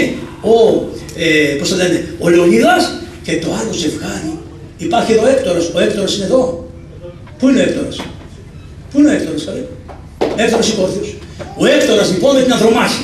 Αυτά τα δύο ζευγάρια μνημονεύονται σε όλο τον αρχαιολογικό κόσμο για τη σταθερότητα στο γάμο τους και την αγάπη μεταξύ τους, και ειδικά ο Έκτορας η Ανδρομάχη είναι η οικογένεια αυτή την οποία αποδέχθηκε και η Αγία μας Εκκλησία, και ένας άλλος, ο περίφημος Εννίας, αν έχετε ακούσει, και αυτός είναι η συνέχεια της οικογένειας. Γιατί η οικογένεια, τι μας λένε αυτή? Στην οικογένεια λέει τώρα η οικογένεια έχει περάσει στη μοντέρνα φάση. Μετά είναι, αυτό λέγεται νεωτερικότητα. Τώρα έχουμε περάσει από την νεωτερικότητα και έχουμε έρθει στη μετανεωτερικότητα. Σε λίγο θα πάμε στο μετα και στο τέλος όταν θα φάτε ακρίδες και θα φάτε και κατσαρίδες που σας έχουν αλέσει και θα το έχουν αλεύρει, τότε θα έχουμε φτάσει στη μετανεωτερικότητα και θα έχει χαθεί η ύπαρξη του ανθρώπου. Αυτό είναι το θέμα. Δεν θα είσαι άνθρωπος, θα είσαι κάτι άλλο. Λοιπόν, η οικογένεια δεν στηρίζεται μόνη της. Αυτό που ήταν Νομίζω τώρα ότι μόνο η οικογένεια θα είναι ο πατέρας, η μάνα και το παιδί. Τώρα γίνει η μάνα, ο πατέρας και ένα σκυλί, ένα γατί κτλ. Τώρα δεν θα πω τα επόμενα τι θέλουν, αυτό θα το αφήσουμε. Δεν μου αρέσει να τα λέω αυτό καθόλου. Λοιπόν, αλλά βλέπετε πώς είναι η οικογένεια της νεωτερικότητας. Δεν θα σας πάω στη μετανοητικότητα, πάμε σε αυτή τη νεωτερικότητα. Ενώ πριν λίγα χρόνια, εμένα ο πατέρας μου, εάν δεν ερχόταν ένας γέρος στο σπίτι μας, να τον ταΐσουμε, να τον ποτίσουμε, να φάμε, να καθίσουμε 2 εβδομάδες, να περάσουμε ωραία. Αν δεν ερχόταν ο παππούς μας, αν δεν ερχόταν η γιαγιά μας, αν δεν ήμασταν όλοι αυτή η οικογένεια μεγάλη. Ερχόντουσαν οι θείοι μας, τα ξαδέρφια μας όλα. Ήμασταν μια τεράστια, γινόταν μια τεράστια σήμανση, μια μάζοξη τεράστια. Αυτή είναι η οικογένεια η πατροπαράδοτη. Αυτή η οικογένεια η οποία συντηρεί τους δεσμούς. Αυτή η οικογένεια η οποία στον κίνδυνο θα σε βοηθήσει. Ο μεγαλύτερος ασφαλιστικός οργανισμός δεν είναι ούτε το ΙΚΑ, ούτε το δημόσιο, ούτε τίποτα. Αυτή είναι τη στιγμή που τα έχουν κάνει, θα σας τα πάρουν και αυτά, θα σας πάρουν μόνο στα ιδιωτικά. Λοιπόν, ο μεγαλύτερος ασφαλιστικός οργανισμός της χώρας είναι η ελληνική οικογένεια. Και μόνο αυτή. Είτε το θέλετε, είτε όχι. Μέσα στην ελληνική οικογένεια, στους θείους, στα ξαδέρφια, στους φίλους που ήταν πιο ευρύτερο. Και να σας πω κάτι άλλο, μέσα και στην Αγία Εκκλησία, άλλη Εκκλησία, δούλευε σωστά. Γιατί έχουμε προβλήματα σε διάφορα θέματα, έχουμε και δεν αντιλαμβανόμαστε ποιος πεινάει. Εσείς τώρα είστε μικρή πολιτεία και μπορεί να το ξέρετε. Στις μεγάλες πολιτείες σημειώνονται που οι ενορίες έχουν 300.000 ανθρώπους. 300.000 ανθρώπους δεν ξέρουν ποιος πεθαίνει και ποιος ζει από αυτούς που είναι βαπτισμένους. Αυτό. Ναι, λέει φταίει η κοινωνία. Δεν φταίει η κοινωνία. Φταίμε εμείς, οι διάκονοι της Εκκλησίας, οι οποίοι δεν έχουν οργανωθεί καθόλου, αλλά αν μας πειράξουν το μισθό, μια δραχμή, θα δείτε να βγουν στα κανάλια όλοι και να μιλάνε. Ενώ όταν πειράζονται τόσοι αδελφοί που δεν έχουν μια συμπαράσταση, δεν μιλάμε καθόλου. Γι' αυτό όταν πάμε να βρούμε μια συμπαράσταση σε κάποιο θέμα μας που θέλουμε, σαν εκκλησιαστική, μας λένε αντέστε από εδώ. Αντέστε από εδώ. Αυτό είναι, στην Αθήνα. Όσο περνάμε, ειδικά σε εσάς, εσείς έχετε μια ευλογία. Είπε ο Συμβασμιώτος το πρωί ότι εμείς μείναμε 400 χρόνια σκλάβοι. Εσείς έχετε μια ευλογία, μείνετε 500. Και ενώ σας φαίνεται ότι ήταν κακό που μείνετε 500, τι λέτε κατά. Γι' αυτό ακόμα νομίζω ανήκετε και στο Οικουμενικό Πατριαρχείο. Έγγελτα, δεν έχετε, εσείς και είστε στο Οικουμενικό Πατριαρχείο. Δεν βάζετε, λέω. Οι νέες χώρες δεν είσαστε εσείς. Νέες χώρες είστε. Δηλαδή καταλάβατε, είναι άλλο το πνεύμα. Καθυστερήσατε να ελευθερωθείτε. Καθυστερήσατε να δει το κουβέρνο, το οποίο κουβέρνο ήταν το εξής. Ο λαός Ορθόδοξος, ο βασιλιάς Προτεστάντης και ο βασιλιάς Καθολικός και η αντιβασιλεία Προτεστάντικια. Καταλάβατε τι διοίκηση μας φέρανε. Αυτό το πράγμα μπορούσε ποτέ να οργανώσει σωστά και να διοικήσει τον Ορθόδοξο λαό. Ποτέ. Τον ενδιαφέρει η οικογένεια όπως ήταν. Αυτοί είχαν προτεσταντική άποψη για την οικογένεια. Δεν είχαν προτεσταντική άποψη για την Εκκλησία. Είχαν προτεσταντική άποψη για τη σωτηρία. Που εμείς δεν έχουμε αυτή την άποψη για τη σωτηρία. Και ποιος το έχει αυτό, να κοιτάξει, να προσέξει. Διότι η σωτηρία του Χριστού δεν είναι η Μεγάλη Παρασκευή, όπως λέγουν οι Προτεστάντες. Η απόδειξη της σωτηρίας μας είναι το βράδυ της Αναστάσεως. Δεν πλήρωσε ο Θεός ένα χρέος που το χρώσανε στον διάβολο, δηλαδή πιο ισχυρός ήταν ο διάβολος και το απαιτούσε χρέος. Όχι. Από την αγάπη του σταυρώθηκε ο Χριστός και από την αγάπη του αναστήθηκε και εμείς προσδοκούμε Ανάσταση νεκρών, ενώ όλοι αυτοί που λένε αυτά, λένε αχ, στο καλό να πάει η ψυχούλα, στο φως, λέει αυτόν που πέθανε. Όχι μάτια μου, δεν πάει στο καλό η ψυχούλα αυτού που πέθανε.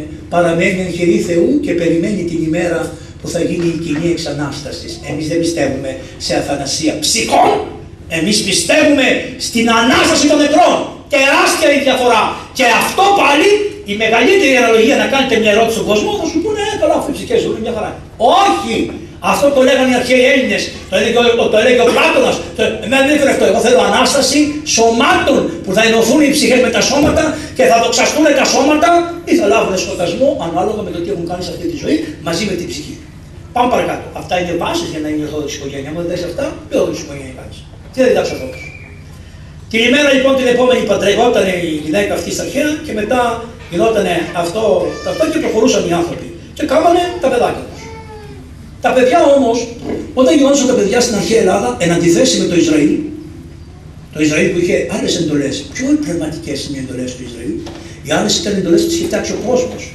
Οι εντολές των αρχαίων Ελλήνων, του Σόλωνα οι νόμοι, του Λικούργου οι νόμοι, όλοι αυτοί είναι εντολές κοσμικές. Οι 10 εντολές και το Δευτερονόμιο είναι από τον Θεό και είναι τελείως διαφορετικά τα πράγματα. Γι' αυτό λέει, Την 40η μέρα θα το φέρεις στο αρσενικό να το δει ο Θεός. Θα το παρουσιάσεις στο Θεό το παιδί. Θα το παρουσιάσεις στο Θεό. Και κάτι άλλο. Και οι αρχαίοι Έλληνες. Και όλοι οι λαοί είχαν το εξής. Ότι ο άνθρωπος εξακροτά της συνήψεως είναι άνθρωπος. Τελείωσε αυτό. Τούτοι εδώ τι λένε. Όχι λέει. Όταν το απρόσωπο γεννηθεί και πάει 7-8 μήνες, τότε μπορεί να το θεωρήσουν άνθρωπο. Εάν το παιδί προτού να γεννηθεί πεθάνει, δεν είναι άνθρωπος. Εάν αφού γεννηθεί και το πετάξει μια μάνα στα τέτοια, τότε είναι άνθρωπος και την πάει για δολοφονία. Άπαξ και διαπαντός να λύσει αυτό το πράγμα. Εγώ είμαι ο Τριβάγγελος. Μια μέρα ο πατέρας μου με τη μάνα μου συνευρέθησαν, ενωθήκανε αυτά τα δύο άρια, γεννήθηκε ένα άλλο που λέγεται αυτοί οι δύο γαμέτες ενωθήκανε. Αυτό έγινε, γεννήθηκε ο Παπαυκές μετά από 9 μήνες. Μετά από 9 μήνες εγώ έγινα 1 χρονού, 2 χρονών, 15, 20 χρονών. Άμα με σκοτώσει σήμερα δεν θα με αφήσει να γίνω, είμαι 63, δεν με αφήσει να γίνω 64. Οποτεδήποτε σε αυτή την πορεία, από εδώ μέχρι εκεί, διακόψεις τη ζωή ενός όντως που πολλαπλασιάζεται, αυτό οποτεδήποτε είναι φόνος. Και έπρεπε να το φωνάζουμε δυνατά και να το λέμε δυνατά. Εκατομμύρια εκτρώσεις έχει κάνει η χώρα. Έχει πετάξει ολόκληρα παιδιά. Και λέει μετά να μας σώσει ο Θεός από τον Τούρκο, να μας σώσει. Δεν με σώσει ο Θεός από τον Τούρκο. Το ξέρετε τον Γαβριήλ, τον Ήβυρα, τον διαχριστό Σαλό. Τον έχετε ακούσει αυτόν, τον Άγιο Γαβριήλ. Αυτός ο Άγιος Γαβριήλ, όταν είχαμε τις δυσκολίες στα οικονομικά στη χώρα, πήγανε κάτι Έλληνες και του λένε Αγιάντα Γαβριήλ, λέει, στην Ιβηρία. Λοιπόν, την Τυφλίδα δηλαδή. Λέει και ο Γαβριήλ, προσευχηθείτε για τους Έλληνες. Λέει να προσευχηθώ. Και άρχισε και προσευχότανε. Και βλέπει αυτή προσευχότανε ότι ξαφνικά βλέπει ότι είναι σε ένα τεράστιο πηγάδι και μέσα από το πηγάδι πάνω είναι μια σκάρα. Και από τη σκάρα ερχόντουσαν στη μούρη του χεράκια, ποδαράκια, ερχόταν κεφαλάκια. Και ερχόντουσαν στη μούρη και αίματα. Και ο Άγιος τα έκανε έτσι. Και έλεγε Παναγία μου, σώσε τους Έλληνες. Παναγία μου, σώσε τους Έλληνες. Αυτός δεν έχει σημασία τι το ερχόταν στη μούρη. Και παρουσιάζεται Θεοτόκος και κρατάει ένα μωρό σφαγμένο και του λέει μα παρακαλάς για αυτούς! Παρακαλάς για αυτούς! Στην Αφρική ποτέ δεν κάνουν έκπτωση οι άνθρωποι. Ό,τι παιδί να είναι, ό,τι και να είναι, δεν του κάνουν ποτέ έκπτωση. Με οποιοδήποτε τρόπο έχει γεννηθεί. Και εδώ στα Ευρώπας, και εδώ οι Έλληνες, και εδώ που έχουμε τον λόγο του Ιπποκράτη που λέει ότι δεν θα δώσω φθορία, μέσα στις εκπτώσεις. Γιατροί, να. Λεφτά, να. Πράγματα, να. Πώς έρχονται, εμείς ξέρουμε, το συμβολισμό του ξέρετε και όλοι οι ιερείς ξέρουμε, ότι όταν μετανοούν οι μητέρες αυτές οι οποίες έχουν αναγκαστεί ή δεν ξέρανε οι καημένες και κάνουν αυτό το πράγμα, οι καημένες υποφέρουν και κλαίνε μέσα στην καρδιά τους. Αλλά κάτι που δεν ξέρουμε και δεν είναι σωστό είναι το εξής, ότι η Εκκλησία γι' αυτό υπάρχει. Για να συγχωρεί τις αμαρτίες που δεν ξέρανε οι άνθρωποι, τις αγνίες τους, τις αμαρτίες να τις συγχωρεί, να τους ευλογεί και η Εκκλησία τι κάνει. Έχει την Αγία και Μεγάλη Παρασκευή. Την Αγία Μεγάλη Παρασκευή να θυμηθείς οτιδήποτε κακό έκανες, οποιοδήποτε άνθρωπο, οποιοδήποτε παιδί το παρέβλεψες, οποιοδήποτε παιδί δεν το φίλησες, οποιοδήποτε. Γιατί πάρα πολλές και πολλές μανάδες αρρωσταίνουν όταν γεννάνε τα παιδιά τους, παθαίνουν τη λεγόμενη επιλόγια κατάθλιψη και το βλέπουν το παιδί και λένε πάρ' το. Δεν μπορεί να είναι μάνα. Δεν κινείται αυτό το πράγμα από μέσα της. Και αυτή μετά που συνέρχεται λέει τι έκανα.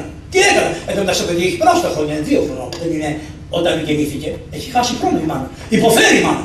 Να μην υποφέρει κανείς για τίποτα. Εφόσον προσήλθε στην Εκκλησία, εφόσον εξομολογήθηκε την αμαρτία, εφόσον έλαβε την Αγία Συγχώρηση από τον Χριστό μας, δεν έχει τίποτα να φοβηθεί. Ο Δε Ντοστογεύσκι λέει κάτι άλλο. Ότι όλα αυτά τα παιδιά, εάν οι μητέρες μετανοήσουν, πραγματικά κατά Θεόν, θα τις υποδεχθούν μόλις θα κοιμηθούν και θα τις πούν: έλα να σε καταφυγήσω, μάνα. Δεν έφταιγες εσύ. Επήγεσαι στην Εκκλησία, συγχωρέθηκες, έλα να σε πάμε στο Χριστό μας, όπου ο Χριστός μας έχει στην αγκαλιά του και μας δοξάζει και είπε: φέρετε και τις μανάδες να τις φιλήσω, να τις δοξάσω. Εφόσον μετανοήσανε, γι' αυτό είπε σε βασιλιότητα τους. Όλοι οι άνθρωποι τώρα πια τι λένε, δεν χρειάζεται μετά. Δεν χρειάζεται μετά. Και λένε, είπε ο Μακαριώτος, είπε να γίνει δημοψήφισμα. Λοιπόν, πραγματικά ήταν λίγο, δεν ξέρω. Στα θέματα της πίστης τους δεν κάνουν δημοψήφισμα. Θα κάνω δημοψήφισμα, θα κάνω αν ο γάμος είναι μεταξύ άντρας ή γυναίκας. Τι δημοψήφισμα θα κάνω. Για φανταστείτε τώρα, ο Χριστός, θυμάστε που του πήγανε μια κόρνη ένα πρωί. Μια γυναίκα εκεί, η Μιχαλίδα του την πήγανε και είχαν τις πέτρες και ήταν και ο Χριστός έγραφε στο δάφεδο κάτω. Έγραφε. Στο χώμα. Έγραφε. Και λέει ο Χριστός, σηκώνει το μάτι και λέει τι θέλετε. Λέει τη γυναίκα την πιάσαμε, τα φόρα. Πρωί ήταν αυτό. Πρωινό. Λοιπόν, και λέει ο Χριστός λέει καλά. Ο αναμάρτητος, ο πρώτος στο λίθο βαλέτο. Τι λένε λοιπόν οι ομοφυλόφιλοι. Λέει, για φανταστείτε, αντί να ήταν μια γυναίκα, να είναι ένας ομοφυλόφιλος. Δεν θα τον αγαπούσε ο Χριστός. Προσέξτε, να δείτε την πονηριά που έχει. Τι θα λέει, θα έλεγε ο Χριστός δημοψήφισμα. Όχι, τι θα λέει. Πήγαινε, εγώ σε κατηγορώ, όποιος είναι αμάρτιος, ανοίξει την πέτα και μετά θα του λέει πήγαινε. Δεν λέει πήγαινε, λέει πήγαινε και μικέτη αμάρτανε. Είναι τεράστια η διαφορά. Δεν είναι αγάπη και αγαπούλες. Αυτό το αγάπη, αυτή η κοροϊδία, την κάνουμε αυτή τη λέξη τόσο σφεντόνα, τη λέξη αγάπη. Δεν είναι αγάπη, μάτια μου. Είναι αγάπη εν αληθεία και εν μετανία. Αυτά είναι και τα παπικά μα. Είναι το ίδιο σύστημα, μα δείτε. Αγάπη με τον Πάπα, αγαπούλες, ωραία, να φιληθούμε, να πάμε εδώ, να έρθει η κοκκινοσκουφίτσα ντυμένη με αυτά τα κόκκινα. Να ανοίξουμε στην Αθήνα, σε βασιμιότατε, ανοίγουν την ωραία πύλη της Μητροπόλεως Αθηνών και μπαίνουν μέσα οι αντιπρόσωποι του Πάπα από την ωραία πύλη Μακαριώτη, σε βασιμιότατε, που δεν έχω πει εγώ ποτέ ούτε. Καλά, δεν με θέλουνε. Ούτε με έχουν βάλει ποτέ στο, πώς το λένε εκεί πέρα, στη Μητρόπολη, στο Ιερό. Ποτέ δεν έχω πει. Και ανοίγουν τον παπικό από την ωραία πύλη. Τι λες, μωρέ. Μόνο ο επίσκοπος μπορεί να πει να ανοίξουμε την πύλη και να μπουν. Και στα Γιονόνος και παντού, μόλις πάει επίσκοπος μπορεί να ανοίγουν την πύλη. Και πάλι με τους κουβίτσες. Α, φαίνεται. Γελάτε. Ξέρεις τι φαίνεται. Δεν πειράζει το ένα, δεν πειράζει το άλλο. Δεν πειράζει το ένα, δεν πειράζει το άλλο. Δεν πειράζει το ένα, δεν πειράζει το άλλο. Δεν πειράζει το άλλο. Σαν το χταπόνι του κόντουβλου.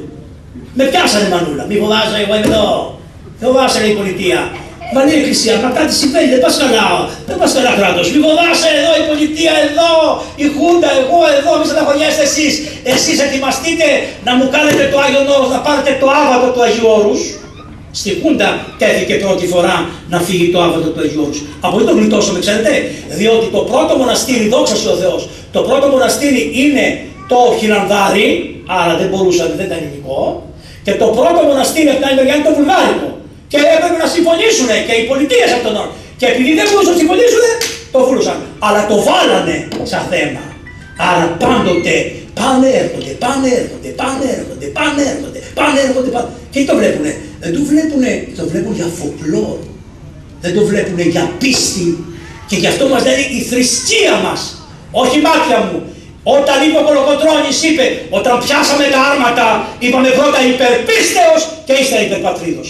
Δεν είπαμε υπερθρησκείας, δεν έχουμε θρησκεία εμείς έχουμε πίστη. Οι θρησκείες είναι πολλά πράγματα που είναι και λίγο μαγικά και που πολλοί από αυτούς τα θέλουν τα μαγικά. Όταν σου λένε, γιατί δεν βαφτίζεις τα παιδιά, γιατί δεν βαφτίζεις τα παιδιά, να μην βαφτιστούν τα παιδιά, πιστεύεις από το βάφτισμα. Πού δεν πιστεύω. Μήπως όταν έρχονται και τους λένε σύμφωνα με τους πατέρες πρέπει να ακούν 3 φορές το πιστεύω. Το λένε 3 φορές το πιστεύω, μία φορά το λένε πιστεύω. Μία φορά το πιστεύω είναι για τον Ιουνά, μία φορά για το παιδί και μία φορά λέει το πιστεύω ο παπάς για να αποδείξει ότι ο παπάς έχει την ίδια πίστη με το παιδί και τι είναι πιστεύω. Πάντα πιστεύω. Ένα και μπουρ διαφορά και λογική. Το πρόβλημα είναι ότι βαφτίζουμε παιδιά ομοφυλοφίλων. Το πρόβλημα είναι ότι εμείς δεν έχουμε τηρήσει σωστά όλη τη διαδικασία της βαφτίσεως. Και εσείς εδώ ξέρω, ο Δεσπότης είναι πολύ αυστηρός. Τόσο αυστηρός είναι που μου έκανε 2 παρατηρήσεις, είναι πάρα πολύ σημαντικές. Δεσπότη μου θα τις πω. Εγώ έχω ένα επιγονάτι που το έχει κάνει ο γέροντάς μου, ήταν κοντός αυτός ο καημένος και το είχε κοντό. Το φόρεσα εγώ λοιπόν και το επιγονάτι δεν ήταν πάνω στο γονατό μου, ήταν πιο ψηλά. Μου λέει Δεσπότης, πρέπει να μου λέει Πατριβάκη μου, το λέει. Αυτό μου λέει, λέγεται επιγονάτι. Τι μου έκανε. Μου είπε, Παπαβαγγέλη, μη φωνάζεις για το γάμο, μη φοβάσαι για το καλησπέρα, μη φοβάσαι για το καλημέρα, μη φοβάσαι για το χαίρετε. Τι λέει και εσύ αυτό που λέει η λέξη επιγονάτιο, βάλτε στο γονατό σου όπως οφείλεις να είναι επί του γονάτου. Με έφερε δηλαδή τι μου έκανε. Μου είπε Παπαβαγγέλη, πρόσεξε να είσαι ακέραιος εσύ. Στο βελιό της ευχαριστώ πάρα πολύ. Εγώ τα λαμβάνω όλα. Τι μου είπε, δεν μου είπε κάτι άλλο. Εγώ βλαμμένος βγάζω τα γυαλιά μου και τα αφήνω πάνω στην Αγία Τράπεζα. Ο Σεβασμιώτος σε φόρεσε τα ομόφορά του για να κοινωνήσει. Όπως όποιον άλλο πάντα έχει κοινωνήσει. Και όμως πάει λοιπόν, βλέπει τα γυαλιά μου που είναι εκεί, τα παίρνει τα γυαλιά μου και λέω, μα τι λέω, μήπως δεν βλέπει καλά και θέλει τα γυαλιά μου. Και τα βάζει πάνω στο βιβλίο. Τι μου έδειξε. Εδώ απάνω από το Βαγγέλη μου. Εδώ από το Βαγγέλη μου, εδώ είναι ο τάφος του Χριστού. Παλαιά τα Άγια δεν τα πιάνανε με τα χέρια τους. Βάζανε, σηκώνανε, καταλάβατε, βάζανε αυτό.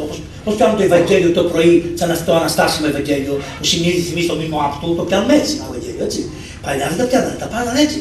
Αυτό που λέγεται σε βίζουνε. Αυτό είναι σε βίζουνε. Λοιπόν, αντιλαμβάνεστε, αμέσως εγώ τώρα, πόσο κάθεσαι εδώ, πώς ήμουν στη λειτουργία, 1 ώρα. Σε 1 ώρα πήρα 2 διδασκαλίες από έναν άνθρωπο που που πήρε αυτός από τον Σεβαστιανό, καθένας πήρε τον, και που έχει την αυστηρότητά του κτλ. Και τι μου έκανα? Αισθάνθηκα ότι εγώ εδώ λειτουργήσα, και ενώ λειτουργήσα όπως πρέπει να λειτουργάμε όλοι στη ζωή μας. Πώς? Να θυμόμαστε ότι υπάρχει ένας θρόνος και πάνω κάθεται ο Θεός. Και ό,τι κάνουμε το κάνουμε στον Θεό. Οι άνθρωποι ξεχάσανε ότι ό,τι κάνουν το κάνουν μπροστά στον Θεό. Αυτό είναι που δεν μας ακολουθεί. Νομίζουμε ότι δεν μας βλέπει κανείς. Κάνουμε τα πάντα, λέμε τα πάντα, φερόμαστε με τον χειρότερο τρόπο σε όλους, είμαστε εγωιστές, μιλάμε άσχημα κτλ. Και δεν θυμόμαστε ότι μπροστά είναι ο Χριστός. Τελείωσε ο γάμος των Αρχαιοδίνων, παιδιά. Ο Αλέξανδρος έτσι γεννήθηκε, από τη μαμά του του μπαμπά. Μια χαρά. Μετά ο Αλέξανδρος δεν του άρεσε και πολύ, παντρεύτηκε ο Αλέξανδρος. 4 γάμους έκανε ο Αλέξανδρος. 4 γάμους. Μην το θεωρείτε. Έκανε και παιδιά ο Αλέξανδρος, αλλά τα σκοτώσαν όλα. Ο Αλέξανδρος ο Πέιδες. Και πέθανε 32 χρονών. Ο Αλέξανδρος. Τέλος. Μετά από εκεί και πέρα ενωθήκανε όλα. Και έχουμε τώρα, προχωράμε και παρουσιάζει τον Χριστός. Ο Αλέξανδρος βοήθησε πάρα πολύ στο ότι έκαμε την κοινή ελληνική γνωστή στα σύμπαντα. Και αυτή η κοινή ελληνική μας έσωσε στους Έλληνες και έσωσε και όλο τον κόσμο, διότι όλα τα Ευαγγέλια, τα 3 τουλάχιστον και μετά και το 4 γράφτηκαν στα ελληνικά, όλες οι επιστολές είναι στα ελληνικά και έχουμε τη χάρη του Θεού να διαβάζουμε στα πρωτότυπα εμείς. Αλλά για να διαβάζουμε πρωτότυπα πρέπει να μας μαθαίνουν και κάποια πράγματα. Τι είναι το σχολείο? Όχι αρχαία ελληνικά. Όχι αρχαία ελληνικά. Τίποτα. Δεν υπάρχει τίποτα πριν το 85 που γεννηθήκατε. Δεν υπάρχει τίποτα πριν το 80. Τίποτα. Δεν υπάρχει τίποτα πριν το 90. Δεν θα μάθετε τίποτα. Και πάνε τα ελληνικά, πάνε τα αρχαία ελληνικά και δεν ξέρουμε τι σημαίνουν οι λέξεις.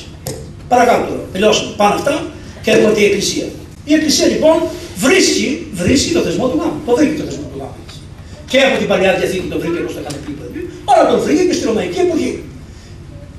Η Εκκλησία έχει το κήρυγμά της. Το κήρυγμά της του Ευαγγελίου είναι ένα και μοναδικό.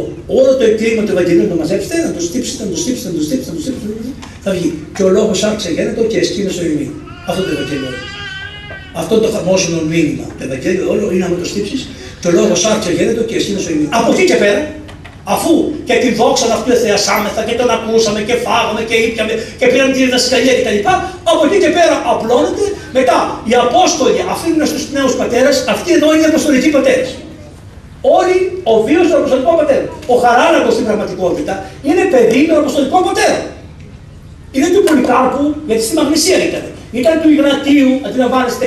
Και εμείς αυτά τα περάσαμε. Δεν τα διαβάζουμε, δεν τα ξέρουμε. Λοιπόν, είναι του Ειρηναίου Λουγδούνου, όλοι αυτοί είναι μια σειρά. Μετά από εκεί και πέρα ήρθαν οι αιρέσεις του υπογέροντας και παρουσιαστήκαν 2 πρόσωπα εξαιρετικά, ο Γρηγόρης ο Θεολόγος, ο Ιωάννης Χρυσόστομος και ο Μέγας Βασίλειός μας, οι οποίοι υπερασπιστήκαν το γάμο για όλα, σε όλα τα θέματα και γράψαν άπειρα πράγματα. Και μετά η Εκκλησία έλεγε πώς τους παντρεύουν αυτούς, τι θα τους κάνουν, πώς θα τον κάνουν το γάμο για να είναι μέσα στην Εκκλησία ο γάμος. Γιατί παντρεύονταν οι άνθρωποι και δεν συζούσαν με τις γυναίκες τους και έπρεπε να προσέλθουν στην Εκκλησία να πάρουν την ευλογία της Εκκλησίας για το γάμο? Για ένα και μοναδικό πράγμα. Για να μπορούν να μεταλαμβάνουν τον αγάπη των μυστηρίων. Δεν μπορείς να συζήσεις με τη μια, να συζήσεις με την άλλη, να συζήσεις με την άλλη και να σε ζωνάς. Γι' αυτό η Εκκλησία είπε: όχι, δεν είναι έτσι τα πράγματα. Εμείς θα ιερολογούμε το γάμο. Υπήρχε η ιερολόγηση του γάμου αυτή που υπάρχει σήμερα? Όχι. Τι έκανε? Πηγαίνανε, εδώ είναι ο επίσκοπος Ασόμβρες. Εντάξει. Μία Κυριακή έπαιρνε αυτό την κοπέλα με την οποία τα είχε βρει και τα είχαν συζητήσει και τα παντρευτούν. Πηγαίνανε στον επίσκοπο την Κυριακή και του λέγανε: Σεβασμιότατε, εγώ θα έρχομαι να κοινωνάω μαζί στο Άγιο Δισκοπότηρο, εγώ με την Ιωάννα, την πρεσβυτέρα, ο άλλος με τη Μαρία. Τι κάνανε λοιπόν? Το κοινό ποτήριο της Θείας Ευχαριστίας ήταν αυτό, όταν πηγαίνανε μαζί, έδειχνε τη συζυγία. Όμως ο επίσκοπος, για να πάνε σε αυτό, τους έδινε μια ευλογία. Αυτή είναι η περίφημη ευλογία που τολμάνε και λένε για τον Πάπα την ευλογία. Μπούρδες. Λοιπόν, λέει ο Πάπας, εγώ λέει ευλογώ. Ρε κακομοίρη, εσύ δεν χωρίζεις τα ανδρόγυνα. Εσύ δεν παντρεύεις τους παπάδες σου, ρε. Και μας λες ότι θα δώσει ευλογία για να είναι ομοφυλόφιλοι, να είναι ευλογημένοι. Πάντρεψε τους παπάδες στον πρώτο βαθμό. Αναγνώρισε τον γάμο στον πρώτο βαθμό της ιεροσύνης. Αναγνώρισε τον γάμο στον δεύτερο βαθμό. Και ύστερα θα μας πεις να δώσει ευλογία. Αλλά τι κάνει? Ζει στο πνεύμα του αιώνος τούτου που τι είναι? Ναι, δεν πειράζει. Ναι, όλοι καλά, όλοι ευχαριστημένοι. Και αυτό έχει έρθει εδώ κατά κόρο. Και το αντιγράφουμε εμείς γιατί αφού βάζουμε τις κοκκινοσκουφίτσες μέσα στο ιερό από την ωραία πύλη, γιατί να μην βάλουμε και το πνεύμα που φέρνει η κοκκινοσκουφίτσα μέσα στη χώρα? Έτσι πάνε αυτά. Άμα ανοίξει την πόρτα, οι στρατιωτικοί το ξέρουν το πράγμα. Ότι αν χάσουν την αυστηρότητα, αν χάσουν τη διαταγή, αν χάσουν την υπακοή προς τον ανώτερο και τον πάνω. Διελύεται το στρατό. Εμείς είμαστε ένα στρατό. Εμείς δεν είμαστε ο κόσμος. Προσέξτε, υπάρχει. Εμείς είμαστε. Έχετε ιεροσύνη. Ποια ιεροσύνη έχετε? Ανήκετε στην τάξη των λαϊκών. Τι σημαίνει λαϊκός? Έχεις τη μεγάλη ευλογία από τον Θεό, μετά το άγιο βάφτισμά σου, να μπορείς να πεις τη λέξη, την λέξη. Αμήν, γέννητο. Αυτή είναι η δουλειά του λαού. Να λέει τη λέξη γέννητο. Έχεις κλήρο μεταπεσοσωσμένο, γιατί μπορείς να πεις τη λέξη αμήν. Αυτό το αμήν που σε καλούμε εμείς και σου λέμε ευλογημένη η βασιλεία του Παδός του Λιβράνου νίκη σου στον λαό, δεν το λέω εγώ το αμήν. Το λέει ο λαός. Δηλαδή το αμήν. Αυτή είναι η δουλειά του λαού. Αλλά είσαι ιεροσύνη, αδελφέ μου. Είσαι πολύ καλεσμένος. Αυτή που είναι εκτός της Εκκλησίας, αβάπτιστη, αυτή είναι ο περίφημος κόσμος. Και τι είπε ο Χριστός? Ο κόσμος από το πονηρό κοίται. Μην περιμένετε να τα βρείτε με αυτούς. Ο κόσμος είναι με το πονηρό. Εμείς τώρα για να εξασφαλίσουμε τις θεσούλες, καταλαβαίνετε, τους μισθούς, το ένα, το άλλο, το παράλληλο, το παράλληλο, το παράλληλο, τι κάνουμε τα κόντιδες? Προσπαθούμε να πάμε και λίγο με τον κόσμο για να τα βρούμε. Δεν γίνεται. Δεν γίνεται. Αυτό εισέρχεται ομαδικά στα πάντα, διαλύει τα πάντα και γι' αυτό έχουμε και τα σοβαρά προβλήματα της κοινωνίας. Έτσι η Εκκλησία έκανε την ιερολογία. Αλλά η Εκκλησία η καημένη δεν της έφτανε αυτό, ενώ θα είναι πάρα πολύ ωραίο αυτό. Πηγαίνει στην Εκκλησία, βαπτίζεσαι. Η βάπτιση ήταν πάντα από τα αρχαία χρόνια, το 300, έγιναν μετά την. Είναι πολύ ωραία. Θα ήθελα μια μέρα να σας μιλήσω για τις αρχαίες βαπτίσεις, πώς γινόντουσαν, όπως κάνουν και στην Αφρική. Βαφτίζανε το Μεγάλο Σάββατο, όπως ξέρετε, βαφτίζανε τα Θεοφάνεια κτλ. Αυτό είναι δηλαδή, αν θέλω να σου πω, ξέρεις από πότε ετοιμάζεσαι να παντρευτείς, από την κοιλιά της μάνας σου. Ξέρεις από πότε έτσι επίσημα ετοιμάζεσαι για να παντρευτείς ή για να γίνεις ωραίας από την κοιλιά της Εκκλησίας. Γι' αυτό εγώ λέω γένος, δεν λέω έθνος. Το γένος είναι η κολυμβήθρα. Ο άλλος του Μάσου Ετωλός έλεγε: σας πληρώνω τόσες, να πάτε να πάτε γάστρες. Γάστρες έλεγε. Τι είναι η γάστρα? Γαστέρα. Ποια είναι η γαστέρα? Οι κολυμβήθρες. Αυτό που λέει γάστρες ο άλλος του Μάσου Ετωλός είναι οι κολυμβήθρες. Να πάτε να αγοράσετε κολυμβήθρες, γιατί είναι η γαστέρα. Η γαστέρα της Εκκλησίας ποια γεννάει? Εγώ η μάνα μου, για να δείτε και τι σημαίνει και χριστιανικές οικογένειες, από τη μάνα σου στην παράδοση, η μάνα μου βαπτίστηκε σε ένα μοναστήρι που λέγεται Φανερωμένη και είναι στη Σαλαμίνα. Όταν πηγαίναμε μια φορά τον χρόνο στη Σαλαμίνα με τη μάνα του πατέρα μου, τέλος. Πήγαινε η μάνα μου, παρακαλώ, έπεφτε μπροστά στην κολυμβήθρα της, η διασώζεται η κολυμβήθρα αυτή, η κόμμα της. Έπεφτε στην κολυμβήθρα, έκανε 3 μετάνοιες και προσκυνούσε την κολυμβήθρα και έλεγε: δόξα σε ο Θεός, με φέρανε οι γονείς μου και με βγάλανε από αυτή τη γαστέρα. Έτσι είχαν μάθει. Ποια ελληνική οικογένεια θυμάται την ημέρα της βαπτίσεως του παιδιού του? Γιατί άμα θες να γιορτάσεις κάτι σαν γενέθλια, να γιορτάσεις την ημέρα των γενεθλίων που εγέννητο στην κολυμβήθρα. Αυτό είναι τα γενέθλιά σου. Μπήκανε αυτές οι παραδόσεις που ήρθαν το 60, 61, 65, 66, 67, 68 και ήρθαν αυτά τα γενέθλια, αυτές οι τούρτες που είχαν φωτογραφίες με κάτι κεράκια και μαζεύονται όλοι κτλ. Εσείς νομίζετε ότι είναι φυσιολογικά? Είναι εκοσμίκευση της οικογένειας. Αυτά. Δεν μιλάγαμε τότε, δεν είναι τίποτα, τα παιδιά να χρούν, δεν είναι τίποτα το ένα, δεν είναι τίποτα το άλλο, δεν είναι τίποτα το άλλο, φτάσαμε σε αυτό το σημείο. Με το δεν είναι το ένα και δεν είναι το άλλο. Προχωράμε. Μετά ένας βασιλιάς αποφάσισε να γίνει ιερολόγος του νόμου, αυτή που ξέρετε παιδί εδώ που σας διαβάζω με τα νόμια. Λοιπόν, αυτή τη ιερολόγηση αποφάσισε να γίνει. Ο βασιλιάς αυτός είναι αυτός που έγραψε τα 11 Δοθηνά. Και ενώ είπε η Εκκλησία τότε λέει: αλλά πόσο γάμο θα κάνω? Και η καθολική ομολογία είπε: κανένα γάμο δεν θα κάνω, ένας γάμος είναι. Αυτός είπε. Η Ορθόδοξη Εκκλησία που είναι πιο λογική, να πω ότι δεν είμαστε και λογικοί, να πω ότι δεν είναι ανεκτική η Εκκλησία, τι είπε? 3 γάμους θα τους κάνω. Τι να κάνω? Άνθρωποι. Δεν είναι, πώς θα λένε αυτά, η τριγώνη φιλέρημος, γιατί η τριγώνη φιλέρημος όταν είναι σύμβολο και το ότι είναι φιλέρημος, αλλά είναι και αγαπάει τον άντρα της. Και άμα ψοφήσει το τριγώνη το ένα, δεν πεθαίνεται το άλλο. Θα είναι και αυτό μετά από καιρό. Δεν ξαναπεθαίνεται, δεν κάνει άλλα παιδιά. Παραμένει το τριγώνη. Λοιπόν, η Εκκλησία τι είπε? Τα καημένα δεν είναι και τριγώνη, ανθρώποι. Ας το αποδεχτούμε, θα κάνουμε και 3 γάμους. Και είπε στον βασιλιά: 3 γάμους θα σου δεχτώ. Και αφού κάνανε τους 3 γάμους με τον βασιλιά, ωραία, ο βασιλιάς δεν έκανε παιδιά μέσα στην Εκκλησία. Εγώ δεν έχω κάνει με τις 3 γυναίκες παιδιά, θα χωρίσω άλλη μια φορά και θα κάνω 4ο γάμο. Και έγινε μια φασαρία μέσα στην Εκκλησία, γιατί η Εκκλησία δεν έκανε παιδιά. Τρέπομαι, πώς το κάνω το πράγμα? Όχι, δεν το κάνεις, λένε. Και αναγκάστηκε και το αποδέχτηκε 4ο γάμο. Μόνο για τον βασιλιά. Αυτό όμως το λαό τον κλονίζει. Σου λέει: εδώ τι κάνετε? Όποτε θέλετε κάνετε αυτά, όποτε θέλετε κάνετε κοινά. Βλέπετε λοιπόν ότι η πολιτεία με αυτό που κάνει και μας τραβάει συνέχεια το δάπεδο από κάτω από τα πόδια μας, σιγά σιγά, Μας δείχνει ότι πολλές φορές ο βασιλιάς μπορεί να είναι γυμνός και εμείς δεν νομίζουμε ότι είναι ντυμένος. Ο βασιλιάς είναι γυμνός. Προχωράμε παρακάτω. Πάμε στην ιερολογία του γάμου. Είναι πολύ ωραίο. Θα σας πω λίγα λόγια από εδώ. Αυτά είναι το. Ωραία. Τα ξέρουν οι δεσποτάδες, οι παπάδες τα ξέρουν απ' έξω αυτά. Αλλά πολλές φορές δεν τα καταλαβαίνετε κι εσείς. Λοιπόν, τι λέει. Ξέρετε γιατί πήραμε. Δεν είναι τυχαίο ότι ο Χριστός το πρώτο μυστήριο το οποίο ευλόγησε και παρακάθισε είναι ο γάμος. Ο γάμος δεν είναι. Δεν είναι το ορθόδοξο γάμο, αυτός είναι. Στο γάμο, μάτια μου, αν είσαι ορθόδοξος, βασικά, να σας πω, έρχεται μια ομάδα από Αυστραλούς. Αυτά τα ξέρετε, αυτά τα έχουν ένα πισουράκι με τον iPhone και τα σχολάκια και πελάνε και μωράνε και είναι λιγάκι έτσι και τα λοιπά. Έχουν βρει την πίστη, αλλά είναι γκαγκά στην πίστη έτσι και τα λοιπά. Και ήρθανε να κάνουμε Πάσχα μαζί. Λαϊκός ήμουν εγώ. Και τα πήγα στον πατέρα μου να φάμε όλοι μαζί. Ο πατέρας μου έφαγε, έκανε το σταυρό του και τα λοιπά. Και το χρόνο μας στην καλά και δεν το φαγητό του. Και του λένε του πατέρα μου, κύριε Μελέτρο, να σε ρωτήσουμε κάτι, ναι. Λέει, τι πιστεύεις ότι είναι ο χριστιανός? Και λέει ο μπαμπάς μου, χριστιανός είναι όποιος συγχωρεί τον εχθρό του. Ο ορθόδοξος χριστιανός είναι όποιος στέκεται στην εκκλησία όρθιος, κάνει το σταυρό του με 3 δάχτυλα, λέει το πιστεύω, ξαμολογάται και κοινωνάει. Να το. Δεν θέλετε τίποτε. Τίποτε η οικογένεια χριστιανική, ορθόδοξη. Χριστιανική οικογένεια είναι λοιπόν αμέσως οι παλαιοί ξέρανε τι πιστεύουν. Ο παπάς μου πέθανε 95 χρονών.